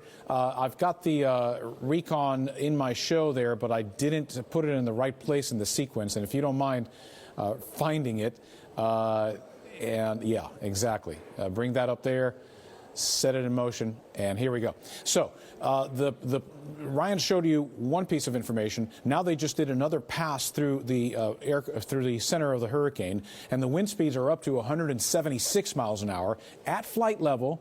at flight level, but nevertheless, this is very, very important. And it's also important that the pressure is down to 920 millibars. And this information is not part of the APM advisory because this just happened, okay, as the aircraft was flying through. So my fear that this is ramping up to a Cat 5 again is probably on its way to fruition. I'll add the eye seems to be contracting. It was 46 miles across. It's down to 35 miles across as measured by the aircraft. So with a contracting eye of an already very, very powerful hurricane, it's very possible that we've got the wind spinning up there near its center. So now to the official advisory. And again, this breaking information out of the aircraft, the hurricane hunters, is not part of this advisory. It didn't get to the National Hurricane Center on time for them to put it in the advisory.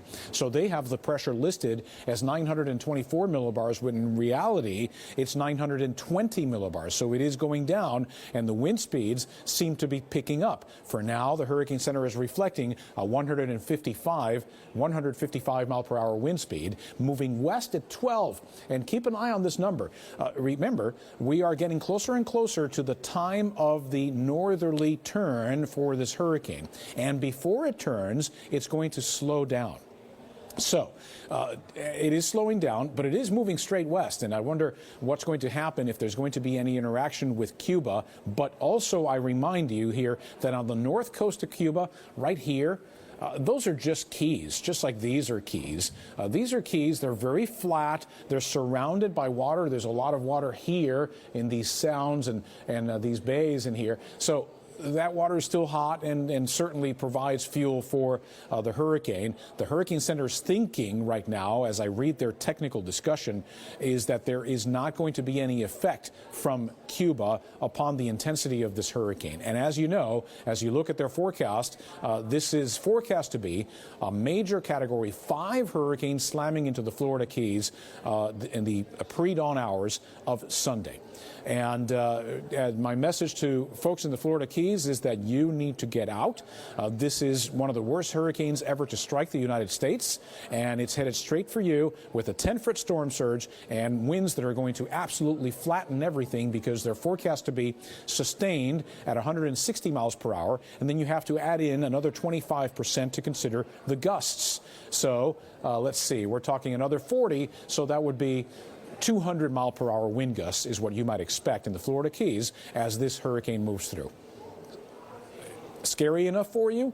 Get out of the Florida Keys if you can, or head to a shelter within the Florida Keys where it's expected to be safe. After that, still a Cat 5, possibly striking the southwest coast of Florida or near Naples. Now, even though it's way over here, and should this track come to total fruition exactly as the Hurricane Center has it here, there would still be hurricane winds across all this area. We would still feel in Miami-Dade County just the same conditions we had during Hurricanes Wilma and Katrina in 2005, and maybe for Broward slightly less than what you felt in Katrina in 2005, even with the hurricane going up the west coast. And there's still a chance it could go up the east coast. So we have prepared for the worst. We're hoping for the best. Let's see what happens. But this is soon about to start becoming more watching reality versus looking at models. And that will happen especially with the help of our First Alert Doppler 6000 radar. And by the way, it's starting to come into range. We're starting to see some of the outermost rain bands. I'm not going to show you that right now, but I'll show it to you very, very soon. The wind field now.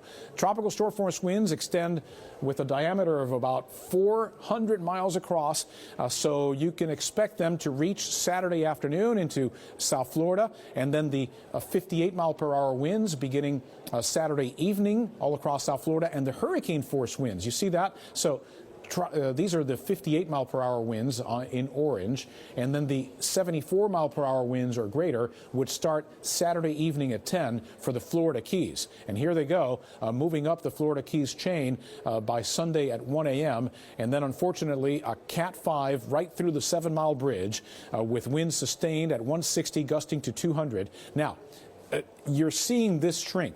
But as I've explained several times, this only is shrinking because the National Hurricane Center does not forecast the radius of hurricane force winds beyond 48 hours. And therefore, it disappears. But it's not that there's not going to be any hurricane force winds. And notice, here we're sitting at 7 p.m. on Sunday. So the hurricane makes landfall before dawn on Sunday in the Florida Keys. In the Florida Peninsula, it's expected to make landfall early in the morning, maybe right after sunrise or around 8 o'clock.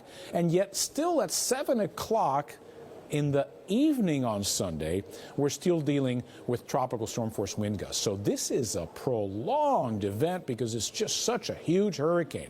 Now, let's bring these probabilities into context. Yes, since 24 hours ago to today, we have seen a shift towards the west in the forecast track from the National Hurricane Center. And naturally, the probabilities for seeing hurricane force winds have increased dramatically for places like Marathon and Key West, 64 to 81%, Naples as well. But that probability of hurricane force winds has dropped just to 25% in Fort Lauderdale and 38% in Miami. Now, as I've explained several times, a small chance of something really, really bad happening is still a chance that you need to plan for. You need to prepare for the worst and just hope for the best. So, what can you expect in each one of these locations as this hurricane continues to approach? Obviously, with a hurricane warning and a storm surge warning, we're expecting extreme risk of wind and storm surge, also high risk of flooding rains, and a moderate risk of tornadoes as this system comes close to our area. Tropical storm force winds could arrive in Key West midday on Saturday. The peak winds on Sunday, with the hurricane moving through in Key West, would reach 106 miles per hour. 106 miles per hour, probably very early in the day, maybe before dawn on Sunday. 5 to 7 inches of rain possible for Key West. How about the middle Florida Keys? I'm going to use Marathon as an example, but this could apply to many of you in the middle Keys. Tropical storm force winds arriving 9 to 10 a.m. on Saturday, and then you can see the peak gusts. This is not a typo. Peak gusts in the middle Florida Keys, particularly Marathon, 191 miles per hour, plus a 10-foot storm surge. 14 to 16 inches of rain are possible there. Let's move up the Florida Keys to Key Largo. In Key Largo, tropical storm force winds arriving around 9 a.m. on Saturday. The peak gusts could reach 100 miles per hour in Key Largo. So it goes through, according to the Hurricane Center, the 7-mile bridge, yet your winds in Key Largo, you know, it takes a long time to drive from the 7-mile bridge to Key Largo, would still reach 100 miles per hour, and you can expect 16 inches of rain. Miami-Dade County. I told you you would expect conditions similar to Katrina and Wilma, even at that distance. Tropical storm force winds arriving tomorrow afternoon, 1 to 3 p.m. These are the sustained tropical storm force winds. It's possible that earlier in the day, we're going to see some squalls move through with momentary gusts to tropical storm force. Peak gusts, 85 to 95 miles per hour in Miami-Dade County, even passing by Naples. Even with a hurricane near Naples, we would get winds to 95 miles per hour in Miami-Dade. 14 inches of rain are possible in Dade County. And finally, we look at Broward County. Again, remember, we're talking about a hurricane entering through Naples on the west coast. Tropical storm force winds for Broward later in the day, 5 p.m. or so for those sustained winds. Your peak gusts to be anticipated on Sunday, 80 to 85 miles an hour. That is a notch below what you saw for Hurricane Wilma. For Hurricane Wilma, you had Cat 2 conditions, where we would expect more Cat 1 conditions from Hurricane Irma as she slides through distant to the west of Fort Lauderdale over by the west coast. Again, assuming a totally exact and precise forecast from the National Hurricane Center, because I'm basing all of this on their forecast. A foot of rain possible for Broward. A foot of rain in some communities in Broward is big time trouble in terms of the risk of rain flooding for your areas. I want to discuss storm surge, and you know, producers, stop me anytime, but this is, I was expecting this presentation to be pretty long. So storm surge risk, and this is off the chart here. I don't even have this purple color here, but this is about a 12-foot storm surge that's anticipated for places very close to Naples, just to the south of there in Everglades City, possibly 12 feet of storm surge. So let's zoom in here and look at what storm surge is still anticipated for Miami-Dade County. And granted, because of the adjustment in the track to the west, these colors that we have drawn in here are actually lower than they were just 6 hours ago.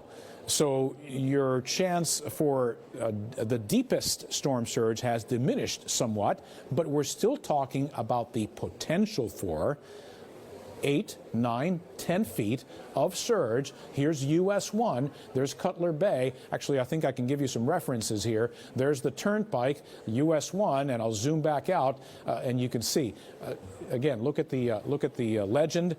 8 to 10 feet worth of surge in many locations here in Cutler Bay, down into Homestead, Naranja, Leisure City, and other places down there in deep southern Dade. How about coastal Dade, along Biscayne Bay, places like Palmetto Bay into Pinecrest, possibly Coconut Grove, Coral Gables, and up towards downtown Miami? Well, here we're talking mainly surges that are in the 5 to 8 foot, perhaps in the worst cases 9 feet. Even at that distance. Key Biscayne, you're looking at 5 to 8 feet, maybe in some spots as low as 3 feet, but the potential is there for a storm surge that could be 5 to 8 feet deep for Key Biscayne. Again, some more detail here about the inland areas as we look at again some of the roads here, and you can find places like Country Walk. There's Caribbean Boulevard down to the south. There's the Hammocks, Killian Parkway over here, the Don Shula, the Turnpike. So, I mean, look at the depth here, 9, 10 feet possible potential. Again, I am not forecasting 9 to 10 feet of depth of water, but if all conditions come together just right, the potential for 10 feet of water is definitely there, and that's what the National Hurricane Center is forecasting.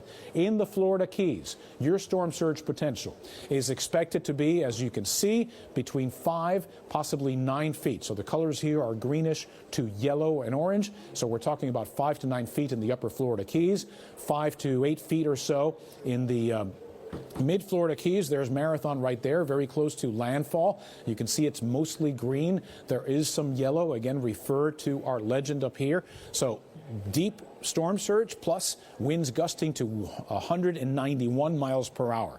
And finally, the lower Florida Keys, where we have mainly greens and oranges as well. So basically 5 to 9 feet of inundation in the lower Florida Keys. Oh, and I do want to show you coastal Broward. Don't want to ignore your area, but definitely for Broward, the risk of storm surge is not as severe. The potential for a surge here is mainly up to 3 feet, 3 to 5 feet in a couple of locations, and maybe one pocket here east of US 1 that is 5 to 8 feet. Generally, it's much more limited, much more contained in several of your communities within Broward County. And finally, rainfall potential. Many locations in the path of this hurricane could see, as you can see here in our legend, 20-plus inches of rain. And some of this spills into Miami-Dade County. See, 15 to 20 right there. This is 15 to 20 inches of rain potentially, 10 to 15 inches for northeast Miami-Dade and portions of Broward County. So rainfall potential is definitely very, very high. Again, what to expect? This evening, you're completing your preparations. The wind gusts are starting to pick up there. Winds are sustained around 20, sometimes gusting to 30 miles an hour. Tomorrow, occasional squalls start to come in, and then the sustained tropical storm force winds come in during the afternoon, mainly for mainland South Florida, somewhat earlier for the Florida Keys. So the winds are going to really start to pick up tomorrow afternoon, and then tomorrow night and into Sunday, hurricane conditions with severe wind, severe surge, especially likely in the Florida Keys, widespread very heavy rains, and the risk of tornadoes. That is your forecast. That was a 15-minute weather presentation, and I hope I covered a lot of bases right here. Talk as long as you want, John, because you're giving us some very important and valuable information. And I know I just tweeted out what John said, to get out of the Keys. Yeah. Get out! Exclamation mark. John, before you go, one question. You know, I always have questions for you. Yeah. Because a viewer messaged me asking about should she leave windows open or closed during a hurricane? And I believe, and correct me if I'm wrong, that you should shut them, you should close them to relieve some of the pressure? Well, no, you shut them to keep the air out. Right. You know, you should never open, you know, there's an old wives' tale that you're supposed to open a window on the opposite side of where the wind is coming. No, just shutter everything up. Keep the wind out of your house. As a matter of fact, keep the wind from going from one room to another within your house. So once the hurricane really starts blowing that wind out there, you need to shut all the doors inside your house.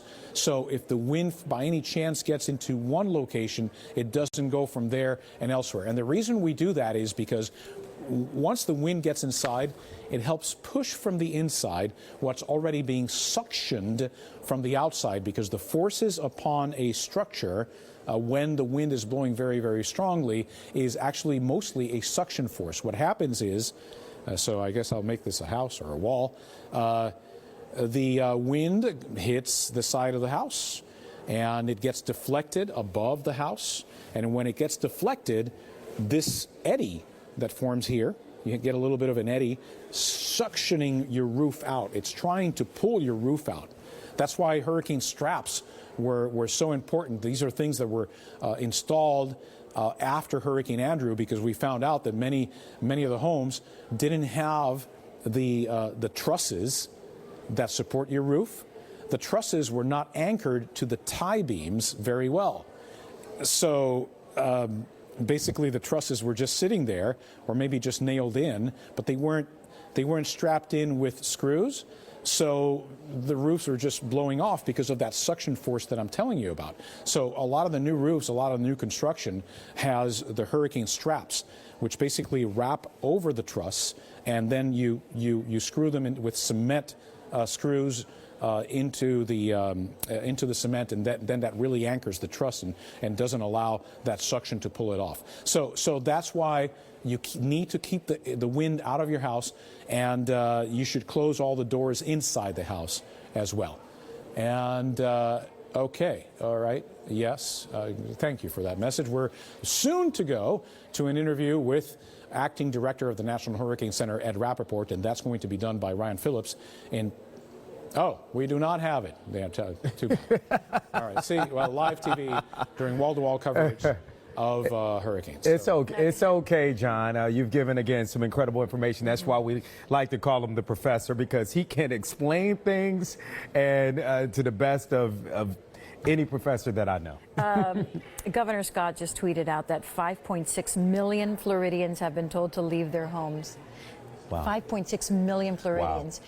In Miami-Dade County alone, 660,000 residents have been asked to evacuate their homes. Those are astronomical numbers. And when you look at that, you're talking about basically the whole state of Florida, from Monroe County all the way up north and to the Panhandle. That's because of how massive this storm is. Absolutely, and there's so much uncertainty also related to the storm, and exactly where it's going to hit, and then what kind of movements it's going to make once it makes impact, and then does it go up the spine of Florida? And we've seen so many reports of Orlando hotels full to capacity, so many people that have left South Florida to Orlando. Well, they may get an impact of Hurricane Irma as well. So they're going to have to rethink that as well. And speaking of evacuations and those taking shelters, I don't know if you remember NBC6 reporter Jamie Garola. He was live at a high school in Southwest Miami-Dade. Now he is live at the middle school to that high school, because they basically are at capacity. And now many are lining up there at the middle school. Jamie, are you there?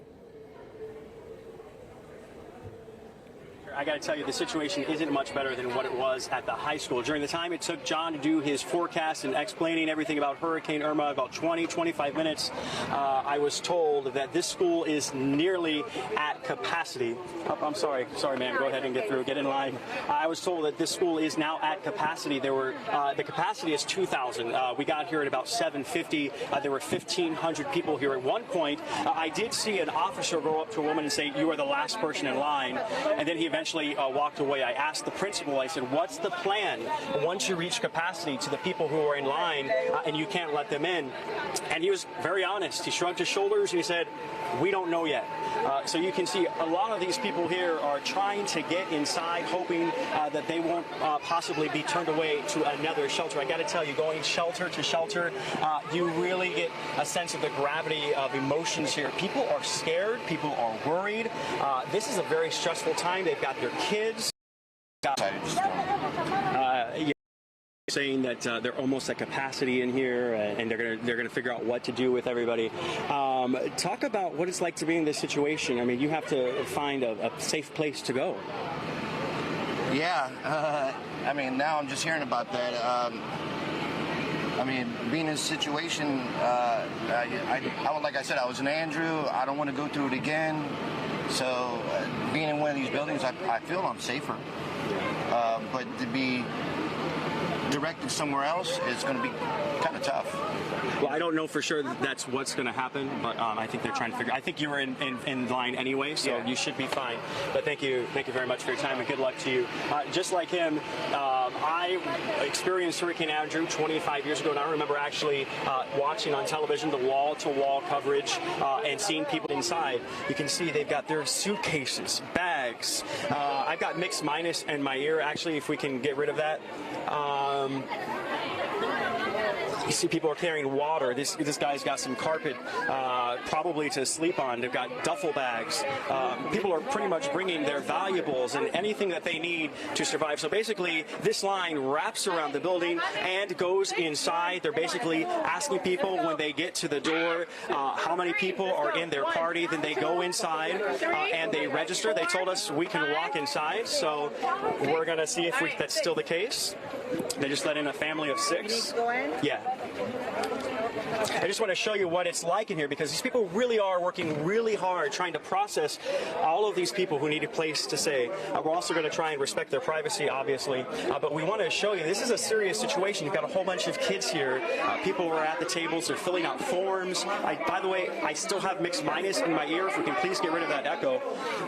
You can see people are filling out registration forms, families waiting patiently in line. People understand that this is a very serious situation, and once they get into this room, they've got to be happy. They've got to be some sort of sense of relief, because they've been waiting out there for a while. Some of them have been evacuated and not evacuated. They've been bused here from South Dade Senior High School, because South Dade Senior High School was at capacity. Manny, let's go ahead and come back outside.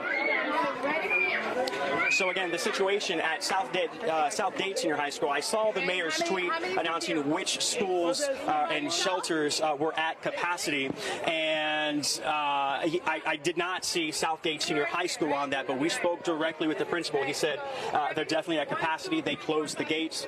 Here, the situation, they're pretty much almost at capacity, if not already, and 2 people I spoke to, including the principal, just really don't know what's going to happen. I mean, obviously, they're not going to not give people some sort of way to seek some sort of shelter, but they're still trying to figure out what the next option is, because there's only so many people that they can fit in here. Again, the people here working the shelters, they also have their own families. They've got to get home at some point. They're going to take different turns, rotating shifts. I spoke with somebody at another shelter who said she needed to get home and she needed to take care of her family. So many dynamics going on here right now.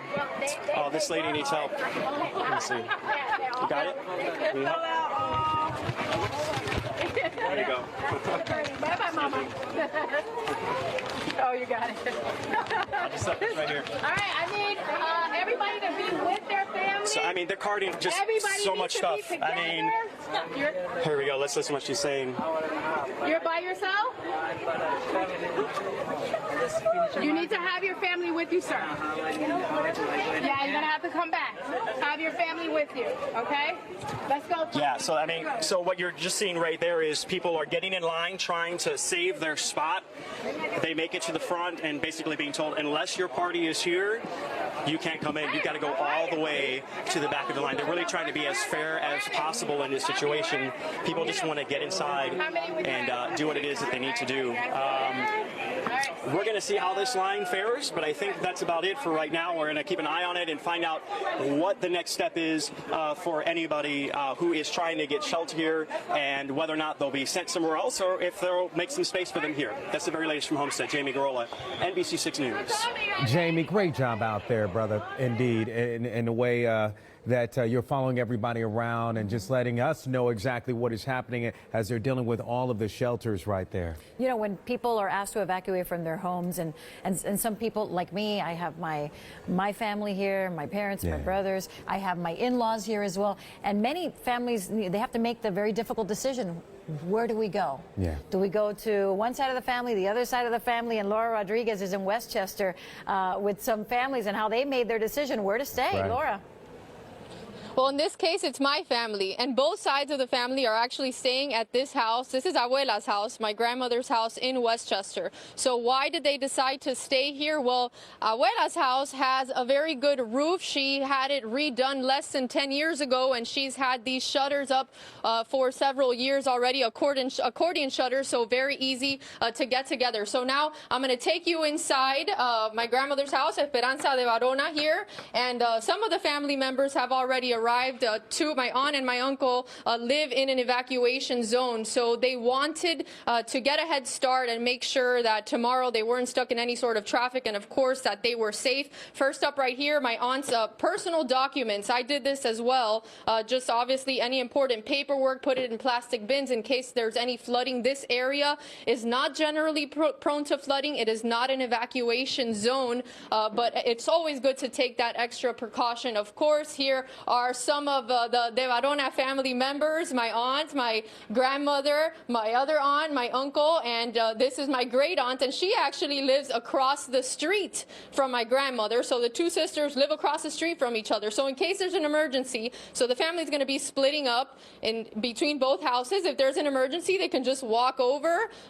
I don't know, maybe throw a mattress. Hopefully there's no flooding, but if they need to get across the street, there's that second hand, an extra line of help. Obviously, it's always great to have a family member as a neighbor, of course. So now let's bring you inside the kitchen here, because very important, the food. I'll show you some of the provisions. First, though, the batteries and flashlights. They have plenty of flashlights. There's also some in another room, very well equipped with all sorts of things here. And then breakfast items. This is not all the food, by the way. Like I mentioned, there's 8 relatives staying in this house alone. In the other home, there are going to be another 4 people staying. So this is just one of the baskets. This is actually coming from my parents. So, of course, we have, Lucky Charms cereal. This is my sister. She's still a kid at heart. The adult beverages. I know many people at home, obviously we have to take the storm seriously, but a lot of people are drinking a lot of wine right now to get them through these difficult times, the very anxious times around here. And I know the freezer is completely stocked. I can't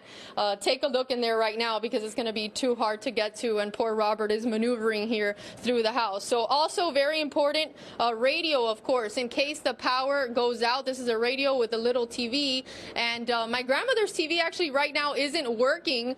She's having some sort of an issue with her box.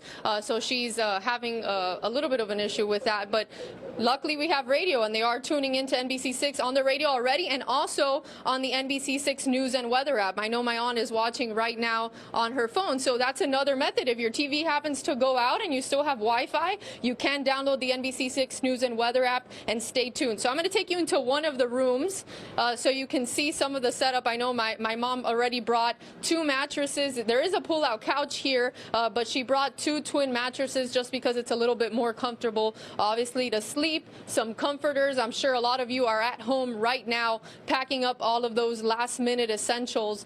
Very important to get you through this storm. Food, mattresses, many of the things that many people are taking to shelters. This is definitely could be a big project, right, for many out here. And I want to talk to first my uncle here. He lives in Bay Harbor Islands, right? So his name is Frank Verona. And talk to me a little bit about why you decided to evacuate. Did you live at your home, at that home, during Hurricane Andrew, or no? No. And Hurricane Andrew was at another home in Perrine, which was destroyed. But we have a mandatory evacuation in Bay Harbor Islands. So the prudent thing to do is to leave and go to high ground, and that's where I'm here. And I wanted to be with my mom and my aunt, to be with them, even though they have shutters. I want to make sure that they're they're okay and they're protected. And are you worried about your house right now? What's crossing your mind? I know we were talking a little bit earlier about the fact that you put up shutters, but your neighbors or the people that live above you didn't. So. Exactly. We live on the ground floor, and that's another reason we needed to evacuate because of the flooding. But our neighbor on the two-story condominium and upstairs, they didn't put the shutters. So if they have a breach, then we're going to get flooded, and the interior of our home will be destroyed. So the prudent thing to do is to leave.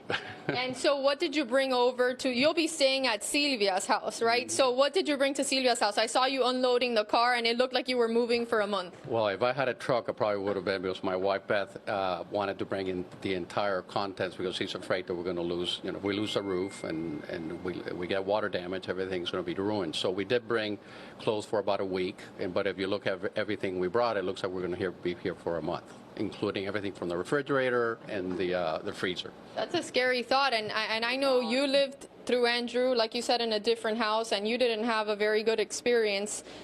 Tell the audience what you lived through during Andrew. Well, in Andrew, thankfully, my family had moved away for the hurricane because of the threat of Andrew, because it was a Category 5. Well, at the time it was a Category 4. They didn't classify it as a 5, but it lifted the roof up like it was just like a lid.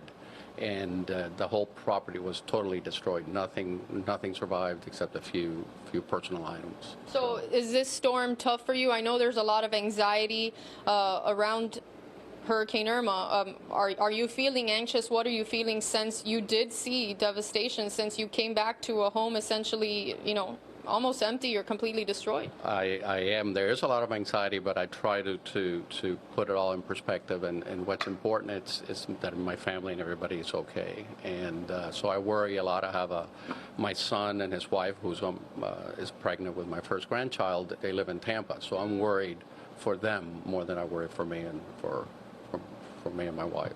And you did bring your 2 dogs. They're not in here right now. They're actually in the other house. But so many of you, obviously, of course, worried about your pets who are at shelters. Well, of course, if you go to a relative's house, some of you might face the issue of, can I take my pet there? For example, my grandmother isn't a big fan of pets. So my uncle decided to stay across the street so he could take his 2 dogs and not inconvenience my grandmother. But I'm sure there's a lot of you at home having maybe arguments or talking to your family members about, hey, is it okay if I bring my dog? Is it okay if I bring my cat? Maybe your relatives or your friends are allergic to cats and dogs, so that's definitely something tough. But are you happy that your aunt let you bring the pets? And how important are your pets to you, and to make sure that you bring them with you? Oh my gosh, our pets are very important to us. So one of them is 16 years old, the other one is 12.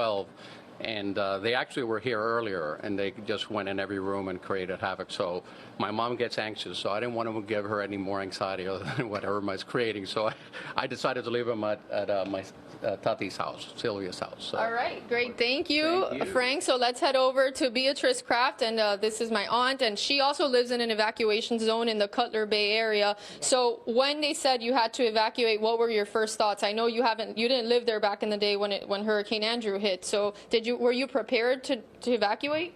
Actually, I knew because of Andrew and where I live, I had to evacuate. I had a lot of anxiety too because I was here for Andrew, even though I lived by the charter club in the Bay, and I did not evacuate. I spent it on the bathtub. At the time, I had my husband with me. Now I don't. Unfortunately, he passed away 3 years ago. But yes, I said I better get out of here. I should have come earlier, but I decided this afternoon, I better head off. I had my mom calling me every 3 hours, So, and you were talking about dogs. Unfortunately, I do have a German Shepherd. His name is Otto, and I had to put him in the shelter. Every time I go out, that's where I take him. And I left him on Wednesday. They were closing down, and I do hope he's okay because he's part of my life. He's your family. And also, she brings up a good point. So in her case, unfortunately, her husband did pass away, and there are a lot of people who are alone, who live alone. My grandmother also lives alone. So it's a big relief to have a family, to have this support system during this time. Can you talk about that? Talk about having a support system and knowing you have a home to go to. Yes, as a matter of fact, I was leaving yesterday for New York. I had planned this trip for about 3 weeks. And everybody saying, but you should go to New York. Don't spend it here. But I said, no. My family is so important to me that I wanted to spend it here with my mother at her house, knowing my aunt is right across. And I know that my brother was coming and my sister and my niece and the dogs too. So everybody's going to be together, you know. So I'm looking forward to it, to be together, spending this time. Unfortunately, I do worry about my home, flooding, the roof. My home where I live, I bought it right 15 years ago, and it was just rebuilt after Andrew. All that zone in Cutler Bay was devastated, you know, down South Homestead. So I'm worried. I left my house. I put paintings. I put them covered them with plastic, and luckily you have a support system, right? And that's the important message here of this story. So make sure you contact family members, friends, if you have nowhere to go. And of course, another resort, a last resort. There are shelters available. You just heard Jamie Garola talk about that. We've been talking about that all day on NBC6 News. So this is the very latest from the De Varona Abuela's Bunker. If you have any questions, I'll be happy to take them. And if not, you're all doing a great job keeping the public informed. Thank you, Laura. And I have a very, very important question, and this is for your abuela. Is she the one responsible for cooking for all of those people? And what is she going to cook? Masitas de puerco, you know, pork chunks or ajiaco, like a Cuban stew? And if she is, I want some of that. So actually, my other abuela, so like I said at the beginning, this is a family affair. Both sides of the family are coming. So my other abuela isn't here yet, and I'm sure she'll be the head chef. I have two different types of abuelas. They're asking me, by the way, they can't hear what you're asking, if abuela's going to be cooking, if she's in charge of cooking during the hurricane, but it's actually going to be the other abuela. I'm not sure what the recipes are. She makes great frijoles. I'm sure there's a cafetera in the works. This is a big Cuban reunion. I'm not going to call it a celebration because it's not, and it's not a hurricane party. And that's another observation that in growing up in Miami, you hear people saying hurricane party. Obviously, people don't like, you know, kids don't like to go to school. They enjoy having the day off from school. And in this case, I have not seen one person on social media or via text message say, hey, we're having a hurricane party. It's not. I mean, people are taking it very seriously, and this is an example of it. I mean, there's 8 people staying in this home, and across the street another 4, and that's just my immediate family. This doesn't even extend to cousins or whatnot. So, you know, it's a nerve-wracking situation, but again, in this case, they're fortunate to stick through it together, and hopefully we can all get through this together. Let's hope so. Amen. Laura Rodriguez, thank you for that live report. We're going to take a quick break. We'll be right back. What's better than grilling? Tailgating. And what's better than tailgating? Winning big with your Lotto, Fantasy 5, or the all-new Fast Play ticket in the Florida Lottery Game Day Cash Promotion. You could win a 2018 Lazy Days Winnebago motorhome, over $200,000 in cash prizes, bowl tickets, season tickets, and more. Game Day Cash from the Florida Lottery. It's your ticket. Claim it. You watched us build it. Now, Florida's largest furniture company is excited to open our newest state-of-the-art Rooms to Go and Rooms to Go Kids Fort Lauderdale Superstore at 1413 North Federal Highway, Saturday, September 16th at 10 a.m. Giving you what you want. Great-looking furniture, amazing everyday low prices, and fast delivery. So shop the new Rooms to Go and Rooms to Go Kids Fort Lauderdale Superstore, starting at 10 a.m. Saturday, September 16th, 1413 North Federal Highway. Hurricane Irma's path gets clearer and South Florida will be affected. And this is serious if this should come to fruition. Take those warnings seriously. You take action, and NBC6 gets you the latest information you need to know to stay prepared. We're coming on the air tonight to keep you safe and informed. Severe weather is threatening now. Stay tuned on air, online, and on mobile. Your safety is our #1 priority. For the latest on Hurricane Irma, you're covered on NBC6. Got Hurricane Irma questions? NBC6 has you covered. Call the NBC6 phone bank now. In English, 954-392-4770. In Spanish, 954-392-4780. NBC6 keeps you storm ready. If the power goes out, NBC6 has you covered. Download the NBC6 News and Weather app to track Hurricane Irma. Protect you and your family with the most accurate forecast. Updates all day on the app. NBC6 First Alert Weather, keeping you safe. All right, welcome back to NBC6 and continuing coverage as we continue to follow Hurricane Irma and its path as it inches its way to South Florida, especially towards the Keys, which could be devastating. Cat 5 possibly striking the Keys somewhere around Sunday. You heard that concern from meteorologist John Morales a little bit earlier. Yeah, absolutely. And we've talked about evacuation, mandatory evacuations. We've talked about shelters throughout South Florida. How many people have been evacuated? Yeah. I think it was the number 5.4 million people in the state of Florida alone that have been evacuated as a result of Hurricane Irma. But one of the issues facing some residents here of South Florida, trash. I think the last trash pickup was at 7 p.m. in Miami-Dade County, and there are still huge mounds of trash in certain neighborhoods and debris around South Florida. Keith Jones found one of those places in Pembroke Pines, and tell us what you found, Keith. Yeah, well, you know, this Pembroke Pines neighborhood is certainly concerned with the storm approaching here, but now they have an additional problem, an additional concern, this pile of debris. What could the storm do with this massive pile of debris? Imagine 100-mile-an-hour winds, 130-mile-an-hour winds coming through here, what it could do to this. I mean, look, this resident here dumped, this looks like a banana tree trunk. They're cut up. You got a cinder block here. You've got, you know, bags of trash. You've got buckets. You've got easily this stuff could be picked up by massive winds. This is a shingle. They're hard. They're flexible, but they're hard. You can imagine this would be like a razor blade going through the wind. You got more buckets over here. Check out this. Let's see what's under here. Get more trash. Wow. Look at this. A huge pine tree. It looks like it could be a king pine. That's easily 18 inches in diameter. Hopefully that's heavy enough that the winds wouldn't be able to pick that up. Then you just got, you know, yard waste. This is obviously from taking care of the yards. You've got lawn chairs in here. Who knows what's underneath the pile. You've got these bowling balls. If wind picked this up, can you imagine that?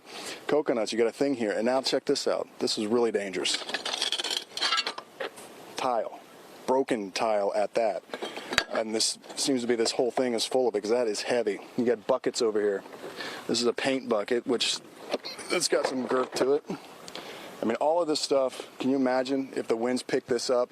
Now, there's a caveat here. I gotta kind of qualify this mound. This isn't the only resident in this particular neighborhood. The entire neighborhood is like this. Maybe not this to this extent here, but, you know, Anthony, if you can pan down there, you see piles like that, the debris. You've got tree trunks, you've got tree limbs, all kinds of stuff in the on the swale there. But this is two piles in where we're standing right now. If you check it out, if you go around the neighborhood here, which we did drive through, there are tons of piles. We saw one pile about half as big as this on top of the sewer drain. Can you imagine that they could flood their houses or flood the street? There's no place for the water to go. Now, here's the thing. Here's what's really got this neighborhood upset. Bulk pickup was scheduled for Wednesday. They were told, go ahead, put everything out. Wednesday, Thursday, and Friday, they would be picking bulk pickup, including the trash. Apparently, the trash never came. The garbage collection didn't happen, so they have barrels of garbage, and bulk pickup never happened. Listen to this this neighbor here who said she's been waiting. We waited all day. Everybody kept saying, when are they coming, when are they coming? So finally we decided they're not coming. So everybody started trying to deal with it themselves in any way they could. It's usually just documenting it. Yes, we've taken pictures. All the neighbors here have taken pictures. There's a gentleman there, right there. He's been hauling all his bulk pickup. So we understand that it could be like a civil offense or something if you don't, and it goes through somebody's, windows or hurts their property. We don't want to get sued. No doubt. And, I mean, talk about it. These could be projectiles. I saw a chair in one pile. Yeah, we've got some chairs, and we had lots of wood and logs that, you know, you've seen on TV when a hurricane log goes through a shutter or window. So we had to make sure those were all secured. Talked to a couple of neighbors who said if their homes are damaged, they're going to sue. All right, I want to break away from all of this here and go down to Miami-Dade County. Carlos Jimenez, the mayor there, has a news conference going on right now. Let's listen to him.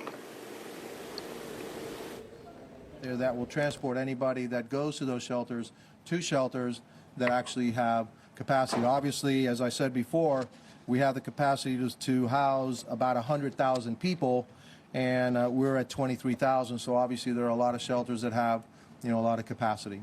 So I'm, you know, willing to take any questions on this issue. And yes, go. English questions first, then we're going to go Spanish after, so there's no interruption. Mr. Mayor, could you explain again what were the problems with one system not talking to another system? I don't know. I don't know in the news media if you have these problems where one computer system doesn't talk to another computer system. This computer system inside the intra-computer system wasn't talking to the computer system that goes out. Still is not. So we're having to do this on a manual basis. We're getting our IT people to come in and see if they can get it fixed, you know, as quickly as possible. So that's what caused a lot of the problems and the confusion with the media as to what was open, what was not open. Somehow a list got out again, okay, and people were showing up at shelters when we weren't really ready to do so. The National Guard we have the Red Cross and they're tasked with being the operators of the shelter. When their capacity was met, then we went to the National Guard in order to be the shelter managers for the other shelters that we opened up. The National Guard, some of their personnel weren't going to show up till 12 o'clock tonight. So we've got Miami-Dade County personnel actually filling in for them, but they're not shelter managers, all right? So again, this is an extraordinary event with many more shelters open than we normally open. The first batch, which was the principals that know how to run a shelter, the Red Cross, and us, they went pretty well. It was the other batch that ended up having principals they were thrust into a new job. The National Guard, some units were there, some were not, and so that ended up being part of the problem, part of the confusion, not having the communications between those shelters back and forth with us. So, this is another learning experience for this particular hurricane. We now have a process in place so that that's not going to happen again. We had people in different silos working on the same issue. Now we're going to put everybody in the same room working on that same issue, so that kind of confusion never happens again. The bottom line is, I actually, okay, I'm the one that said we're going to have 100,000 shelter spaces available. And I put really a lot of pressure on the people in that room to get that done. They did the best they could. I did the best, that I could. We did get it done, but there were some glitches along the way. Why are there not more people? If you've got 23,000 in the shelters, where's everybody who needs to be there? You mean in terms of personnel? No, the citizens of Miami-Dade County who are told to evacuate. Well, that's why I pushed for 100,000 people. So I didn't want to get to the point where I had that number of people. In other words, the normal number of people evacuated in Miami-Dade County may be 10%, all right? And so if we asked 600,000 people to evacuate, you would estimate 60,000. But this is an extraordinary storm. And so I would also want to put a factor of people that didn't feel safe even in their home, even if it wasn't an evacuation area, which, by the way, did happen to. And so we added an extra factor to get it to 100,000. Right now, there's 23,000 folks in the shelter. We expect, another batch tomorrow. A lot of people are obviously looking at the path of the hurricane and seeing if we're going to get a direct hit or not. I say, this path has been going back and forth to the right and to the left. It's better to be safe than sorry. If you're in an evacuation area, please try to find shelter with a friend, a co-worker, and if we are the shelter of last resort, but we should have enough capacity as being the shelter of last resort for the people that really need to, shelter with Miami-Dade County. Look, school board's done a great job being asked to do something that they've never been asked to do in terms of adding these additional shelters. The Red Cross did a great job in filling out the roster that they normally do, and the National Guard obviously being thrust into a job that they don't normally do either. But this is an emergency, and so when you have an emergency, it calls for unusual measures. And when you do that without the planning or the training for those individuals, glitches are going to happen, and that's what happened in this case. And that I'm not happy about, but I am happy that they did what I asked them to do, which is open 100,000 shelter spaces. And do you expect a big rush tomorrow? That's a hard one. I think a lot of people are going to look at this storm and see where it's going. If that comes back to us, yes, I think there will be a big rush.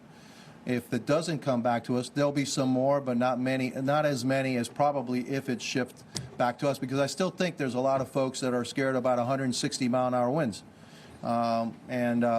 If it now looks like it's 100-mile-an-hour winds, maybe those folks will maybe just stay in their home. And I'm just being honest, okay? Those folks that are in the evacuation area, that's storm surge. That's not about wind. So I think those values are still good. They still need to get out. But hope most of those, found a spot with their family and their friends. Mr. Mayor, could you walk us through that meeting where you said, I want 100,000 spots and shelters? Who was going to be responsible for staffing this? Did someone tell you, Mr. Mayor, we don't have the people to do that? Or did someone say, no problem, the Red Cross will take care of this? Can you sort of help us? No, it's somewhere in the middle, and the middle is when you ask your folks, your people, okay, to do something difficult, they will tell you this is difficult, all right. And so they told me that's difficult, and I said I understand that's difficult, but we got to get it done. And so, there was no option. If in fact 100,000 people want to seek shelter with Miami-Dade County, we need to have that capability. I'd rather have 80,000 empty spaces than have, certain people being turned away because we have no more room in shelters. This is an extraordinary event. This is, an extremely powerful storm that poses a great threat to Miami-Dade County. And so, the hard, I asked for it to be done immediately. The impossible takes a little bit more time. What do you think were the consequences of the shelters opening late and people being turned away and people being in line? Do you think that discouraged people from coming out and seeking shelter?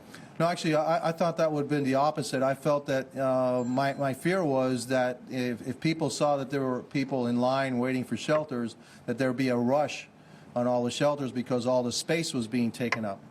And so what happened was a distribution problem where folks in South Dade, which obviously has the greatest number of evacuees, were actually, going to their neighborhood shelter. We needed to distribute those folks better than we did. Also, there were people giving orders that and telling our bus drivers to go places where they shouldn't have, and so we rectified that once I got back. All the orders were going to come from here. All of it was going to be coordinated from here. And we were going to get people to the right place from here. Now, I'm not disparaging anybody that took initiative, but sometimes when you're trying to do the best thing, sometimes you may be sending people to the wrong place. So that level of control had to come back to the operations center. Who was ordering county bus to go somewhere else? Different people, sometimes a school official, sometimes a police officer, sometimes a National Guardsman would say, take those people to there. And so these are the bus drivers. So, okay, I'm going to take them there. And that's not the way it should have happened. It needed to come from here after we got the information because it was an inconvenience. But like I said, when I started this thing, you know, back on Monday or Tuesday, was I'll probably inconvenience a lot of people, all right? But I want to make sure that they're safe. And so I'm sorry if we inconvenience some people, but it was done so that you would be safe and that you are safe. We do have 23,000 people in our shelters. They will be safe. They will be fed. And so, you know, like I said, sometimes when you ask for very, very difficult things, there are glitches. But you know, we have professional people, and then we solve those problems. We have to work the problem, and that's what we did. Some shelters are being staffed mainly by school board personnel. That's the principals and the cafeteria people. Then Miami-Dade County volunteers, and also the volunteers of the Red Cross. The volunteers of the Red Cross are actually the ones that manage the shelters. Other shelters are being staffed by, again, Dade County school principals and personnel, some cafeteria folks. Then also the National Guard, and then some volunteers from Miami-Dade. And in the case of some shelters right now, Miami-Dade Police is actually stepping in for National Guard. We understand that those National Guard units will be coming in at midnight. Then that will relieve Miami-Dade County Police. Sí.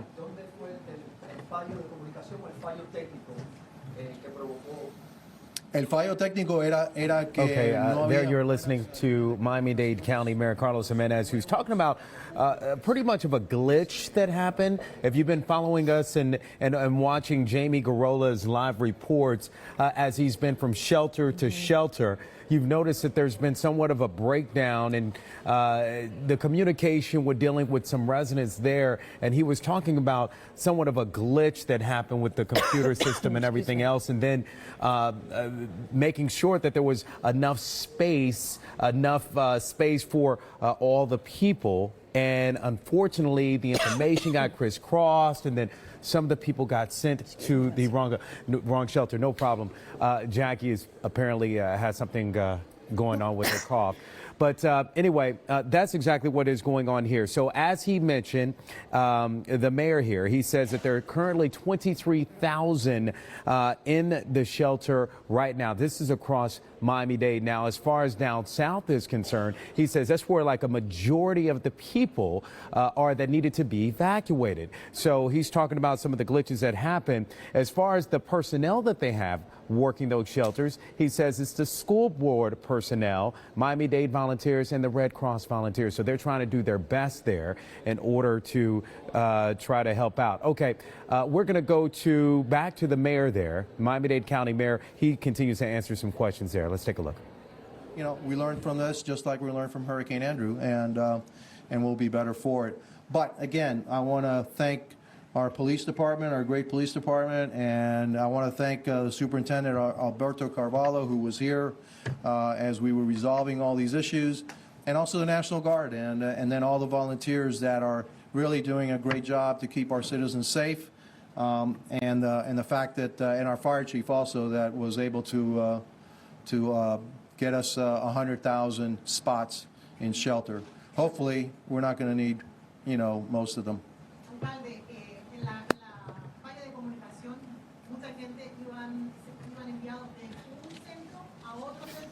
Okay, right now, again, he's continuing to answer questions right now in Spanish because a lot of people want to know about the shelter issues that are happening. They just want to make sure that people have a place to go because there has been somewhat of confusion. Hopefully, we'll be able to check back in with Jamie Garola here in just a little bit because, again, he has been following this story and some of the frustrations that were happening a little bit earlier. So hopefully, we'll be able to go back to him in just a bit. Meanwhile, again, he is answering questions in regards to some of the shelters and the glitches that happened a little bit earlier, but he has plenty of shelters there in order to accommodate at least 100,000 bodies across Miami-Dade County. And as he said he would rather have maybe 80,000 empty seats there, or cots or whatever have you, as long as he could accommodate the 20,000, 30,000 people who may be in harm's way because of Hurricane Irma. So that is a big concern, but it looks like they got it together. But he says, of course, when you're dealing with something of this magnitude, things tend to happen. And that's exactly what is happening here. Okay, we will continue to follow what is happening across South Florida as we continue to prepare for Hurricane Irma. We'll be right back. The right pair of shoes or boots can really make an outfit. At Ross, you'll find the perfect pair at the perfect price. So if you're looking for the newest trends, the latest styles at big savings, you gotta go to Ross. Food, water, internet. We need it to live. But what we don't need are surprises, like extra monthly fees.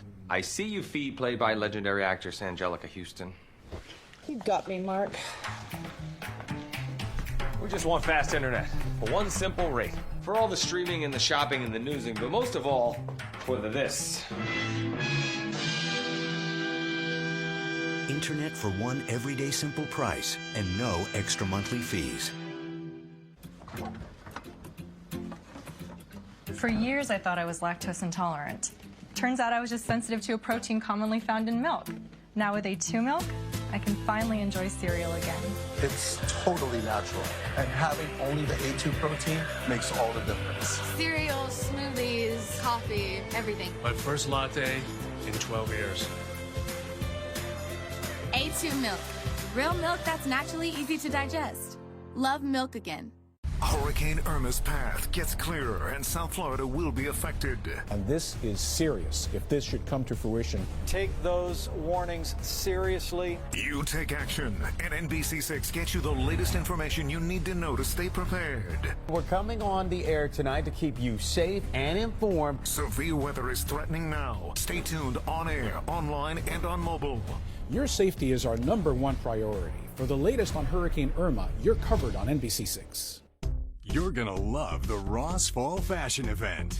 You'll love the brands, the trends, and most of all, the savings. A fraction of what you'd pay elsewhere. The Ross Fall Fashion Event. On now. You gotta go to Ross.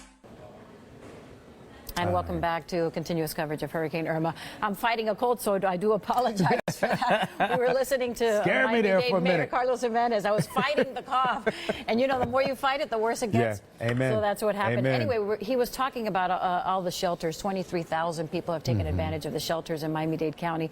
But as he mentioned, over 660,000 people have been under a mandatory evacuation. So he wanted to make sure that there was enough space for all of those people that wanted to stay.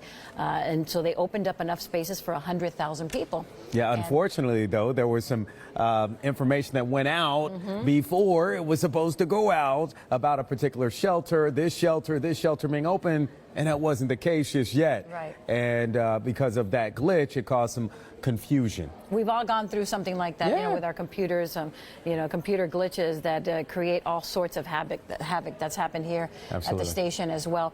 But anyway, once again, we continue to track Hurricane Irma, and as of the 8 o'clock advisory, not much change from the 5 p.m. advisory. It's still a very strong hurricane. It's expected to impact the Middle Keys as a Category 5. It could be very devastating to that area, and they are being asked to please heed the warnings and evacuate from that area. South Florida's Chief Meteorologist John Morales is back now with more on Hurricane Irma. John? Yeah, one of the things I want to start showing here is our First Alert Doppler 6000, because the eye of the hurricane is starting to get closer and closer to South Florida, and we are starting to see some of the bands from this hurricane even at a great distance from our area. So here's our radar on that long range looking out into the out islands of the Bahamas. These are the great exumas down here. We're looking down into Cuba as well, and you can tell it's got, sufficient range for us to pick up things that are 260 miles away at this time. So we'll be looking for the eye of the hurricane once it comes within maybe 250 to 300 miles away for us to see actually the eye on the radar.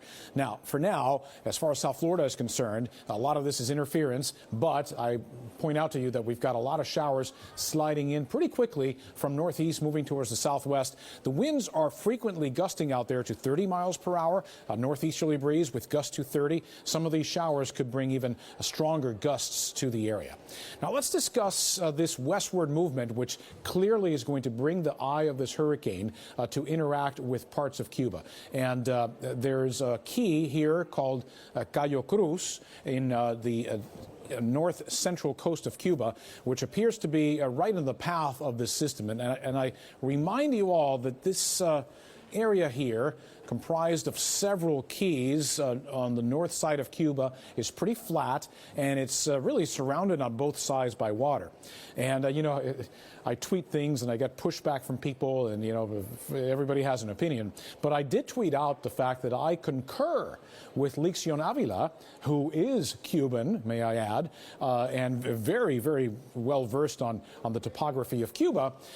Licción Avila, in his discussion with the advisory from the National Hurricane Center, indicated that he is not expecting the hurricane to lose any strength with any interaction in Cuba.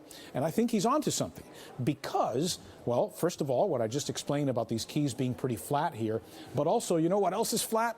Just about all of this area here is flat. There are mountains in the southeastern corner of Cuba, known as the Sierra Maestra, and then you go to the other end near Pinal del Rio, and there are other mountains there. Now, granted, there is a little bit of a mountain chain down here near Santa Clara, but it's on the southern side of Cuba. So generally, I mean, this is a lot of cow pasture, a lot of just flat land everywhere, and there are no mountains here to break this up in any way, shape, or form. And since interaction with Cuba is expected to also be a glancing blow, because this westward track is not expected to last all that much longer. I mean, here we are past 9 p.m. on Friday, and the turn towards the northwest is anticipated to start on Saturday. Well, therefore, the Cuban influence, the land influence upon this hurricane may not be as much as people are trying to pin their hopes on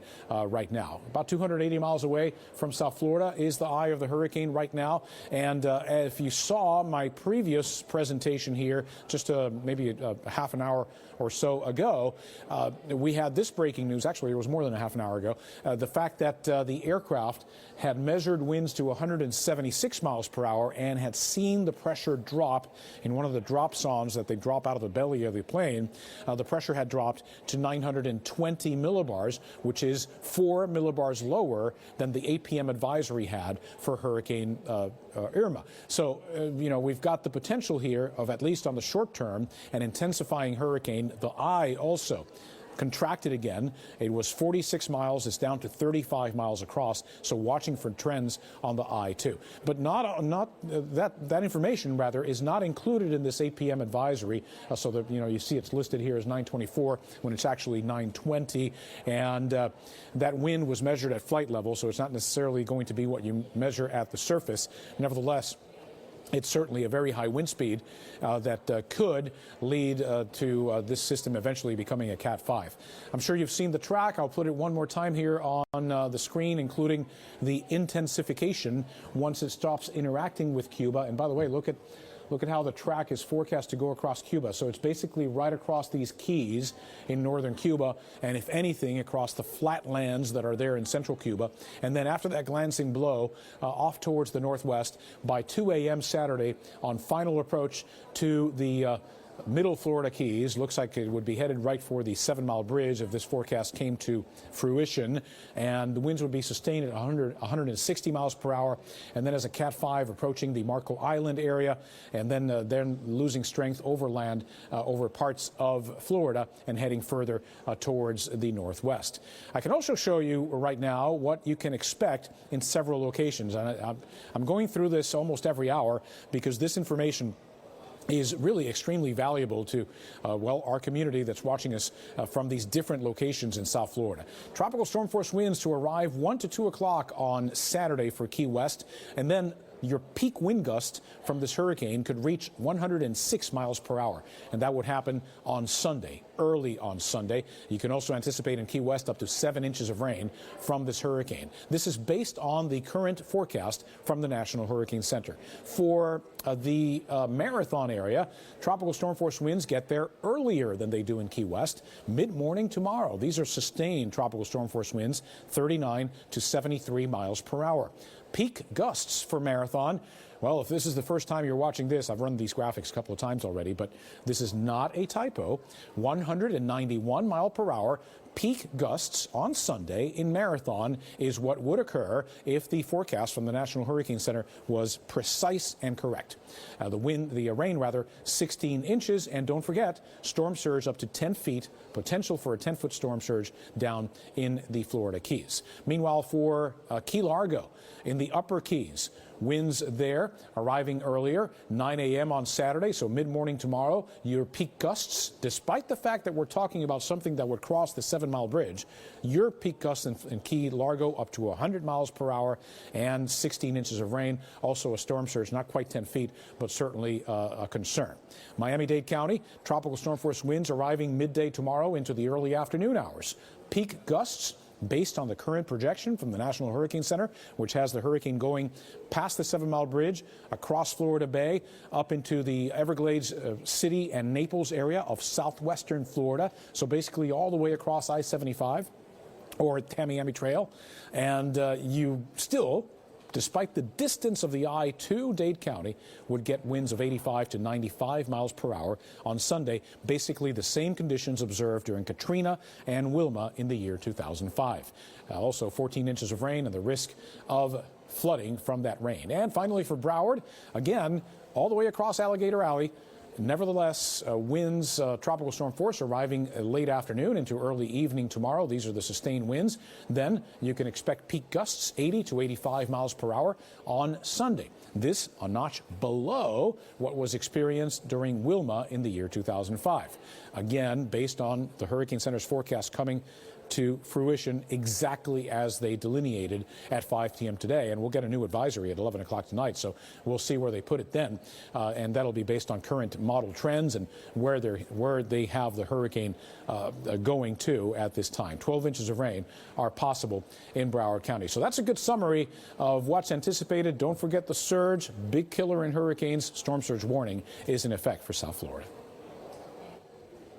All right, John. And we're awaiting the 11 p.m. advisory. Yep. That's going to be very important to see what happens if there's another shift in that forecast track. Absolutely. Well, stay with us. We'll be right back. You're going to love the Ross Fall Fashion Event.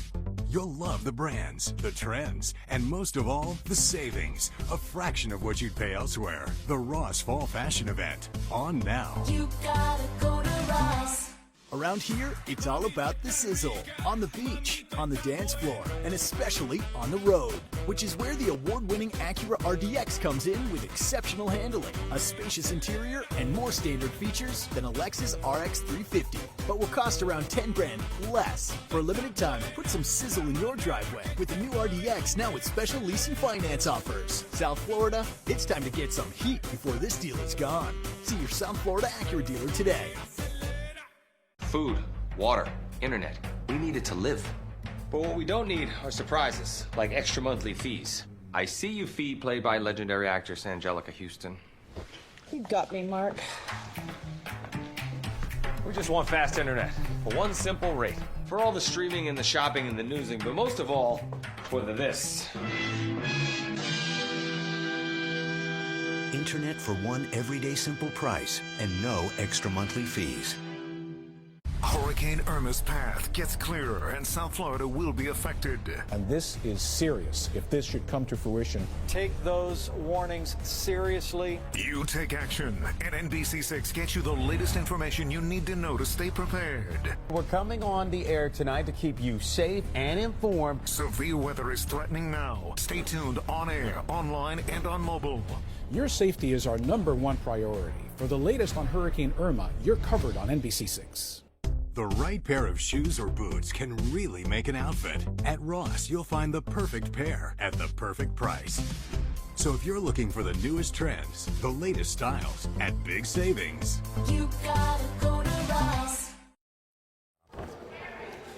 Welcome back. We've been following this continuing coverage of Hurricane Irma as it makes its approach toward South Florida. That's right. And of course, you just heard from meteorologist John Morales there as people continue to prepare for this hurricane. And of course, we're looking at the Keys possibly getting slammed with a Cat 5 storm. And the winds are picking up everywhere. That includes the airport. And for more on what's happening at Fort Lauderdale Airport, where the last flight should have taken off at about 7:30 p.m. We're going to check in now with NBC6 reporter Stephanie Bertini. Steph?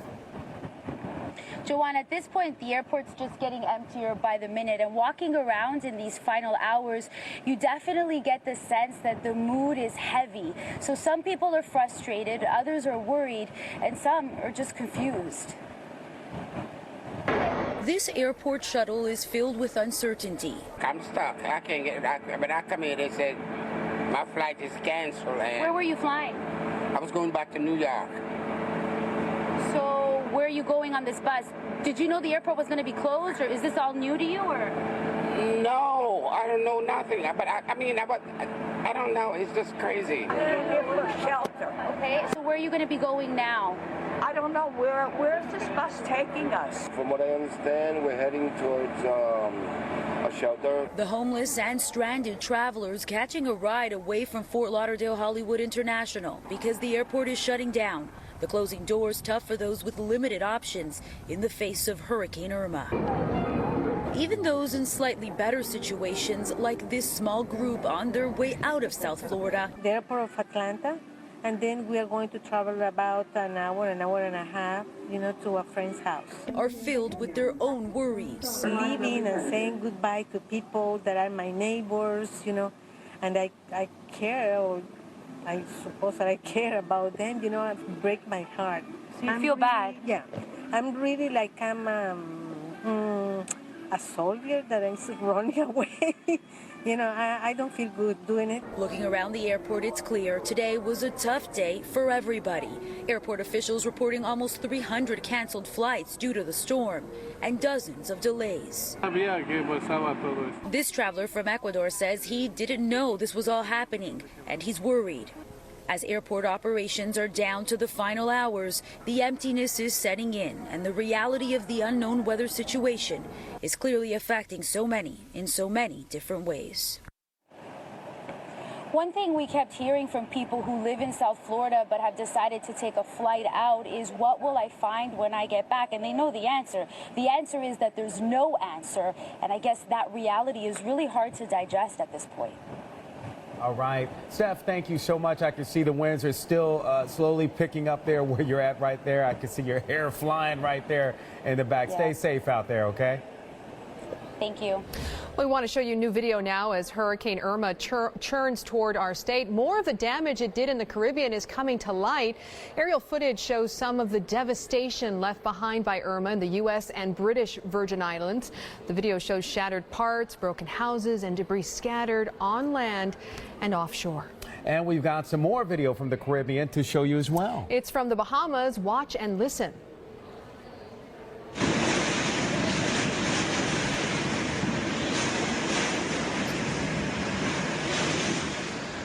That is a terrifying sight. Oh, wow. Oh, yeah. Well, the storm whipped up furious winds in Exuma as well as Dunmore Town. Irma's eye passed between the Bahamas and Cuba earlier today. You can see in the video homes and other buildings held up fairly well, at least at this particular location. And Hurricane Irma swept past northern Haiti earlier today as well, flooding entire neighborhoods. Take a look at this. Irma roared past Hispaniola with waves as high as 20 feet. The death toll from Irma's rampage through the Caribbean stands at 17 and is expected to rise as rescuers reach some of the hardest hit areas. And on the horizon to the east is Hurricane Jose, a Category 4 storm that could hit some of the devastated areas this weekend. And ahead of this storm, a lot of people were cleaning up their homes, trimming their trees, making sure that they don't have any debris. But there are some problems of debris on the road. That's right. NBC6 reporter Willard Shepard is live in North Bay Village with more on some of that debris on the street out there. Willard? Okay, Juwan, of course, with people who have really done the wrong thing. We were in an area just north of here in northeast Miami-Dade County where there were people that were out there that had basically done some construction work and dumped that out, and that is not the thing to do. The county did reach out to me and say they were going to try to scramble a crew over there tomorrow to get that up because it was a really, really big problem for the people that are living in that area. And we're not just talking about property, we're talking about potentially loss of life for that kind of thing. So if you, at this hour, and you should be done, but if you're still getting your property ready, make sure you secure your items. If you have to bring them into the garage, whatever, don't put things like out on the sidewalk in front of your property and expect someone to pick it up because that's not going to happen. To the matters at hand, we are going to speak with the city manager in North Bay Village. Obviously, that's in the evacuation zone. We've seen the mayor talk about the large number of people that have evacuated. Frank Rollison, appreciate the time with us tonight. Good evening. Just tell me, you drove through your village today. Just tell me what you're seeing about what people have done and haven't done. Well, I took a ride through this morning from between 7:30 and until about 8:15. That's about all the time it takes to drive all the streets. And I drive it regularly early in the morning, so I've got a feeling for what's there with the number of cars. And I was kind of disappointed this morning at the number of cars that were still there, because I'm sure people are having a tough time trying to get out on flights. So I drove around. When people were out, I stopped and I talked to them. And most of the people I talked to were telling me they were going to stay. And again, I emphasized to them that the storm surge, with us being right in the middle of the bay, is going to be the killer. And the weight of that water coming against these homes, no matter how well you think your shutters are not going to be any match for a wall of water coming. And then again tomorrow, I'm going, now that the storm has shifted a little bit further west, myself and the police chief will be in the morning tomorrow. We're going to take another drive through, see what the results are that we find. I'm a little fearful that some of the people now will, after seeing the change in the direction, as the county mayor was just talking about shortly ago, that they may change their mind from leaving and stay. And that could be a big mistake, because it's kind of a crapshoot where that thing is actually going. It's been going back and forth. Back and forth. John Morales says we have to stay on guard, right, period. Right. And also, you were telling me about the village and educating me here throughout the course of the evening. It's tell me about the density of the number of people there in such a tight place and how that can impact this. The whole village is only 3/4 of a square mile, but on land we're a half a square mile. And in that land, we have now 9,000 people. And we are the densest municipality in the state of Florida and the 12th densest in the country. We're more dense than Manhattan because we're in such a tight area of land. Could have a real impact. And Bruno, if you want to show the roof and what you've done out here, you've got a metal roof on, done some changes, and you're shy and humble about what you've done for our community, but I'll brag about you.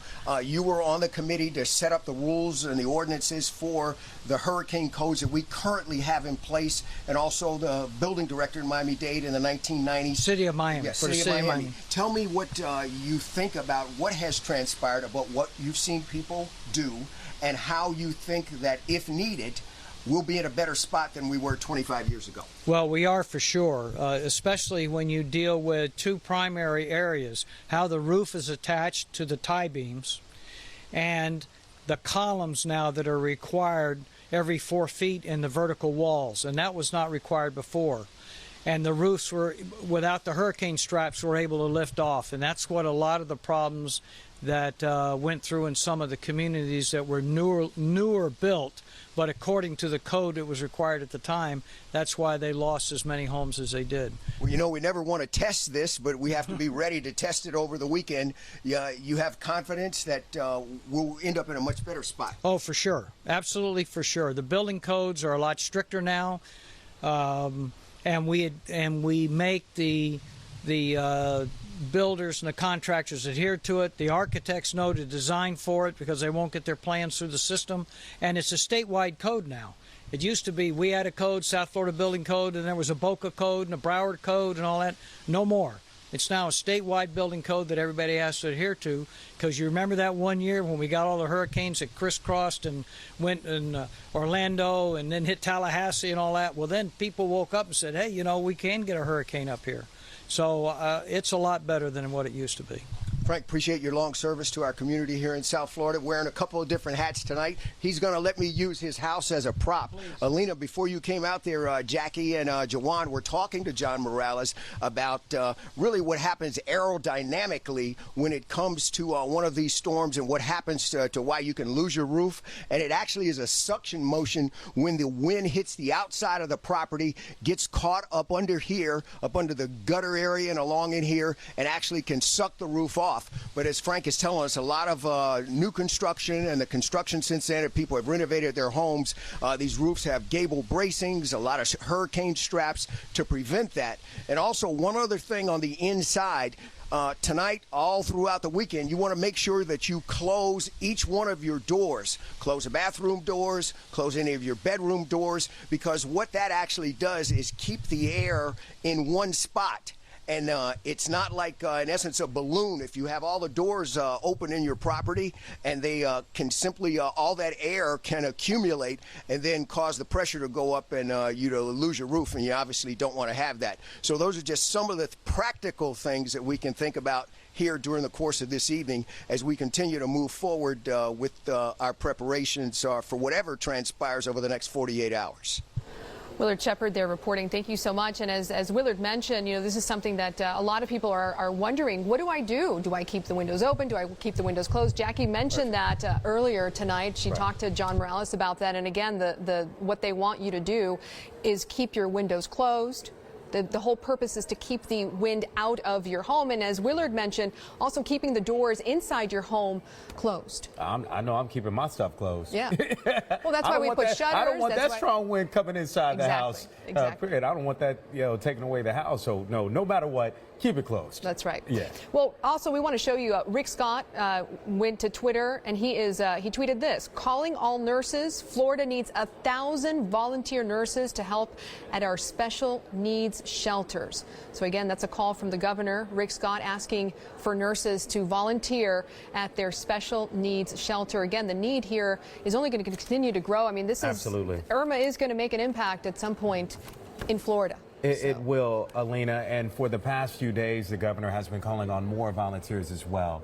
He says that we have a number of volunteers throughout the state, but he says we need more volunteers. Right. And so he's asking, of course, most importantly, nurses out there, but he's asking for more volunteers and people to come forward and just help out, because we know this is going to be a devastating storm any way you look at. Okay, we're going to turn now to NBC6 meteorologist Ryan Phillips. He joins us back once again to take a look at Hurricane Irma. Ryan. Well, if you guys have been, first of all, Alina, welcome. I'm seeing you around. Jawan is. Have you even had a meal yet, Jawan? I don't even think you've left the desk. You've got a seatbelt on over there. If you've been outside this evening and you've checked in with us occasionally, you've noticed the breeze picking up. This is our Miami Children's Museum First Alert camera. It's Friday night. No one's out. Happy to see that.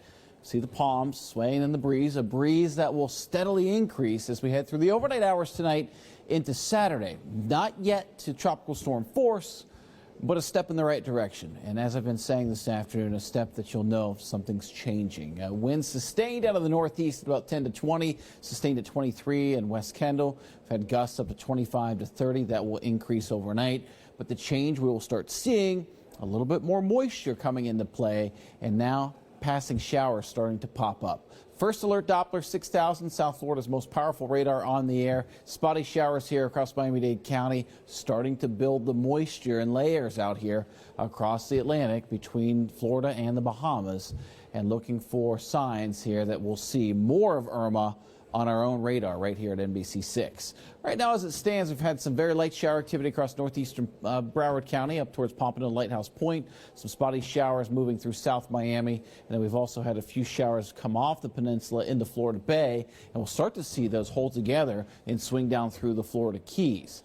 Now, as for the bands that are out across the Atlantic waters tonight, again, we will see this area fill in as Irma begins to come a little bit closer to the radar site. Still some 300 miles away there.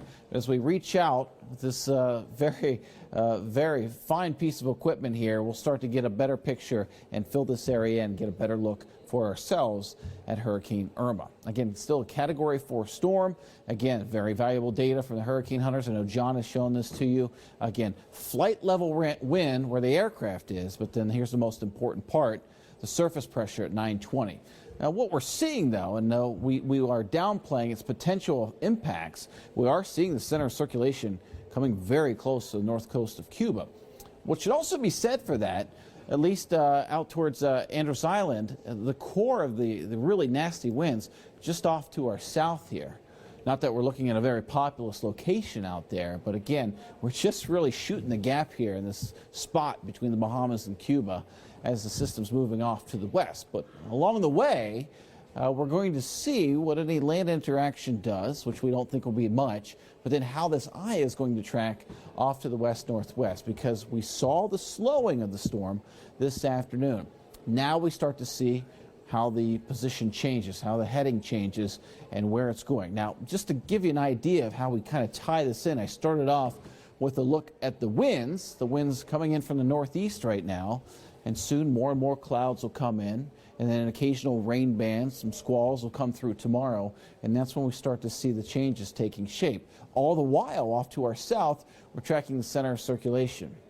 So we've been on the air almost 24 hours, about 20 hours, maybe 21 hours or so, and we're just going to keep going all the way through until we can pull Irma through South Florida and the Keys and on up across the peninsula, and then likely well beyond. But it's going to take some time to bring the system closer to us and then make that turn and then track where the system's going. In the meantime, what you can expect here as we head into the overnight hours will be some breezy conditions, especially on the beaches. You'll start to just continually hear that wind howling, and then we're going to see the winds spread out. And then by tomorrow, we get into our at least tropical storm conditions. Again, the hurricane warning, there's no upgrade at this point. Hurricane warning blanket across the area, storm surge warning in effect. And it's a few passing downpours that we'll start to see overnight tonight. And the wind gusts will begin to ramp up too, and that'll be better established tomorrow with the occasional squalls that sweep in across the area. After 2, 3 o'clock, we start to get into some tropical storm force winds, and as we dig deeper into the afternoon hours, those winds will be more than likely to become sustained. And then we're still looking for the thick of this event to come into play Saturday night and then likely through the duration of Sunday. So much depends on how the turn unfolds and then what the forward speed is after that, when we can get an idea of how Irma is going to move along. Don't think it's going to be very swift to just move forward initially. I think we'll be stuck watching a slow-moving system make that turn and then emerge with a new direction off to the north, maybe north-northeast. We have to track that out. But as it stands right now, we're still dealing, and again, we have to underscore this almost every time, that we're on the cusp here of a Category 5. Technically, it is a Category 4. We should treat it as a Category 5. This is a nasty storm. West movement at about 12 miles per hour, but again, watching this pressure, and we'll see with the 11 o'clock advisory what that does. Hurricane warning in effect for the Keys, South Florida. You know, we put the visitor evacuations in across the Keys a few days ago, and then on to the resident evacuations. And now today, some folks are still hanging around. And Jamie Garola has talked to a few people over the last few days, but we know there's still folks in the Keys. John Morales has made a very a strong plea for folks to leave. But just about 45 minutes ago, I got a chance to speak to the meteorologist in charge of the National Weather Service office in Key West. His name's Matt Moreland. He's been with the office for a few years. He's seen a lot, and he's now in charge of an operation of meteorologists who will ride out the storm in Key West in a very sturdy building that they'll be safe in, but that there's a little bit of uncertainty of just how bad it's going to be. But his number one concern are the residents, visitors, mariners, anyone who's still around. I talked to him 45 minutes ago. Listen carefully for the next 20 seconds to what he had to say.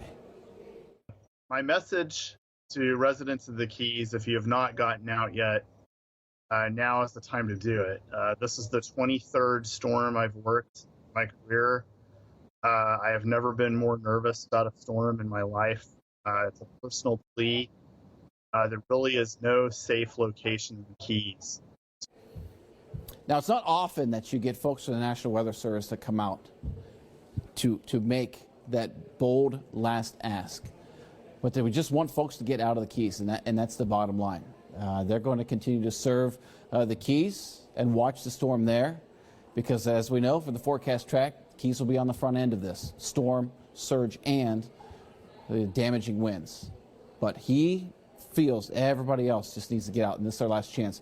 We still have 9-10 hours, so through the overnight, to get any folks remaining out of there. I had a long talk with Matt, and he was just, he's emotionally attached because this is his service to the Keys. This is his service to the public, and now it's the time for safety. We have time to get folks out before ultimately the onset of a very nasty hurricane will settle in. Guys, back to you. And hopefully the folks listen, Ryan. Thank you. We'll be right back.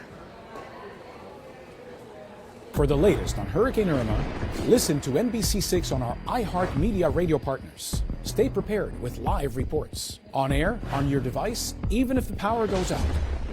You're covered through the storm with the NBC6 First Alert Weather Team. If the power goes out, NBC6 has you covered. Download the NBC6 News and Weather app to track Hurricane Irma.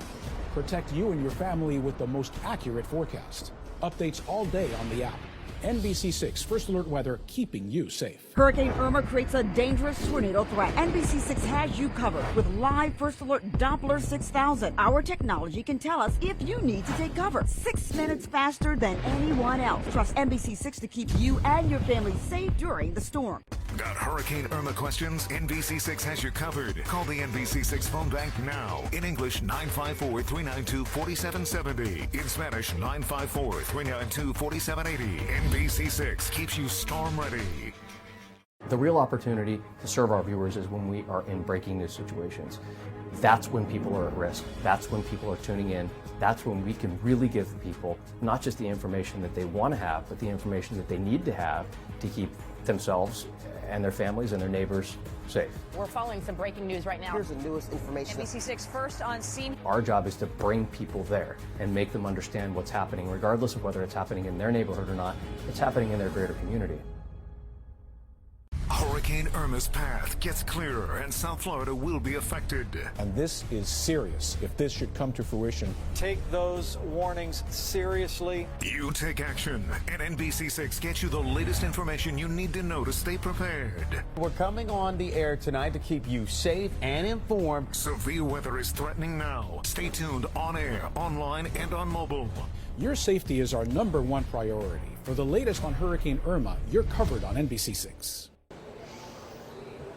Welcome back. Thanks for staying with us. And you know, a lot of people have been heeding the warnings to evacuate, to seek refuge in a shelter because they're in a mandatory evacuation zone. Here in Broward County, there are 19 shelters available. Most of those, at least 11 of them, are already at capacity. In Miami-Dade County, there are more than 20 shelters available, but many are already reaching capacity. Yes, they are, and there's apparently some sort of an issue, some sort of a glitch, and Miami-Dade Mayor Carlos Jimenez addressed that a little bit earlier. Let's check in now, once again, with NBC6 reporter Jamie Garola. Jamie, you've been all over this from the very beginning because you showed some of the frustrations that was happening at some of the shelters there. And right now you're at another shelter, and right now it is once again at capacity. What's going on? Yeah, you know, it's interesting. As the mayor was talking about that glitch, guys, I've got the feedback in my ear again. As the mayor was talking about that glitch, this shelter shut down, South Dade Middle School. There is no longer a line there right now. They've actually set up a perimeter. You know, it's kind of uncomfortable to actually watch these officers. They have no choice but to turn away people. We've seen families get turned away. We've seen, I spoke with one family. I said, where are you going to go now? And they said, forget it. We're just going to go back home to Florida City. That's probably one of the worst places that they could possibly go right now. I do want to point out that there are 3 shelters in Southwest Miami-Dade, at least as of 30 minutes ago, that were still open. Robert Morgan, Hammocks Middle, and Jorge Mas Canosa. So again, as I said, it was interesting that while the mayor was speaking of this glitch, this shelter shut down.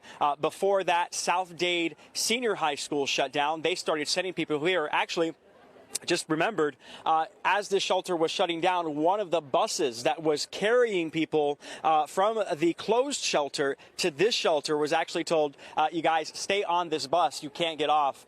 There is no more room here. Again, we've seen them turn people away. Actually, you see some people trying to arrive here. They may be told no.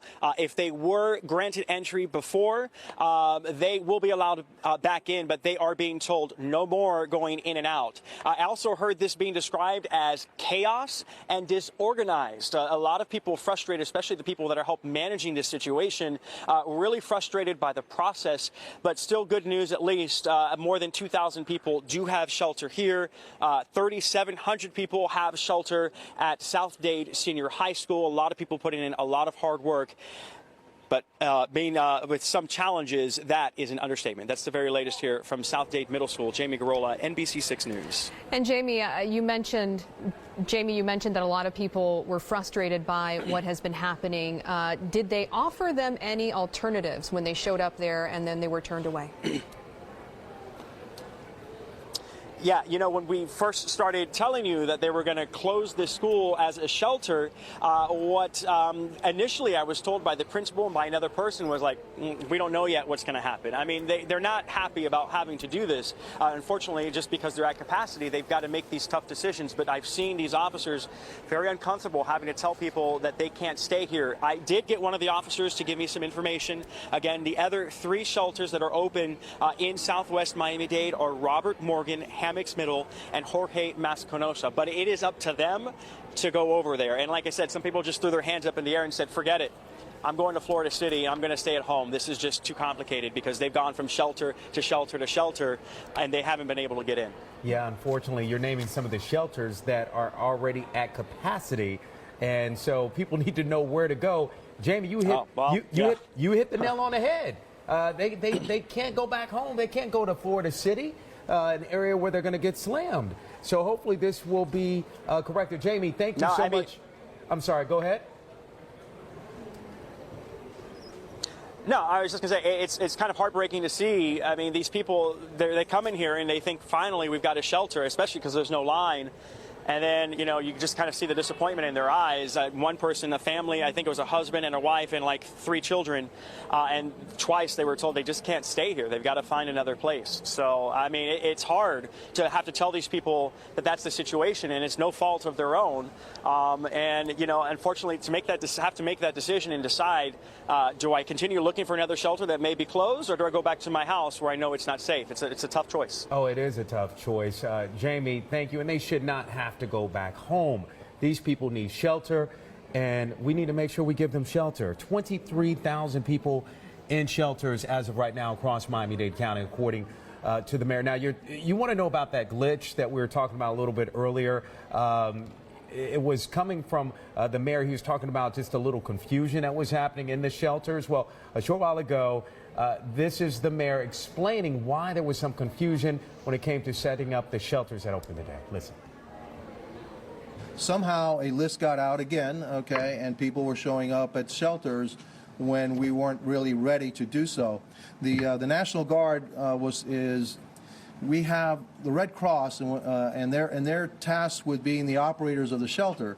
When their capacity was met, then we went to the National Guard in order to be the shelter managers for the other shelters that we opened up.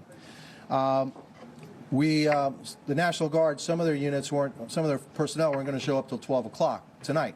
So we've got Miami-Dade County personnel actually filling in for them, but they're not shelter managers, all right? So again, this is an extraordinary event with many more shelters open than we normally open. The first batch, which was the principals that know how to run a shelter, the Red Cross, and us, they went pretty well. It was the other batch that ended up having principals they were thrust into a new job. The National Guard, some units were there, some were not, and so that ended up being part of the problem. Now, again, the mayor said that more than 20,000 people have sought refuge in the shelters. For those people that have been turned away, that really doesn't matter to them. No, it doesn't. Right now, we need to figure out a solution, and fast, because the clock is ticking. The window is closing. Right. We can't have people going back to their homes if they live in Florida City, an area that could get slammed by the hurricane. We got to protect those people there. There are lives at risk. We got to figure this out. We got to figure it out. We got to get these people help. They cannot get caught in this storm, so we got to make sure they get the proper shelter that they need. And I know there's a lot of confusion, folks, but we got to get it together. We got to get this together. We will try to get some answers here for you. Well, and the thing is, most people don't want to go to a shelter, right? It's usually a last resort. It's something that you go to because you really do need it. So hopefully they'll be able to get that refuge they need. Yeah, I hope so. I hope so. Well, we want to go now to Keith Jones. He's in Pembroke Pines, and he's there to talk about, again, debris that, if it's not properly secured, will become a hazard during the storm. Keith. Yeah, and it's all over this neighborhood. We showed you a huge pile just just around the block down the street from where we are now. A huge pile with some really dangerous stuff, potentially dangerous stuff, and it's all over this particular neighborhood. It's yard debris. All these folks were, trimming their trees, getting the dead stuff out, stuff that could become missiles during the storm. And honestly, it's all over. The dangerous thing here, look at this. It's covering up the storm drain. Not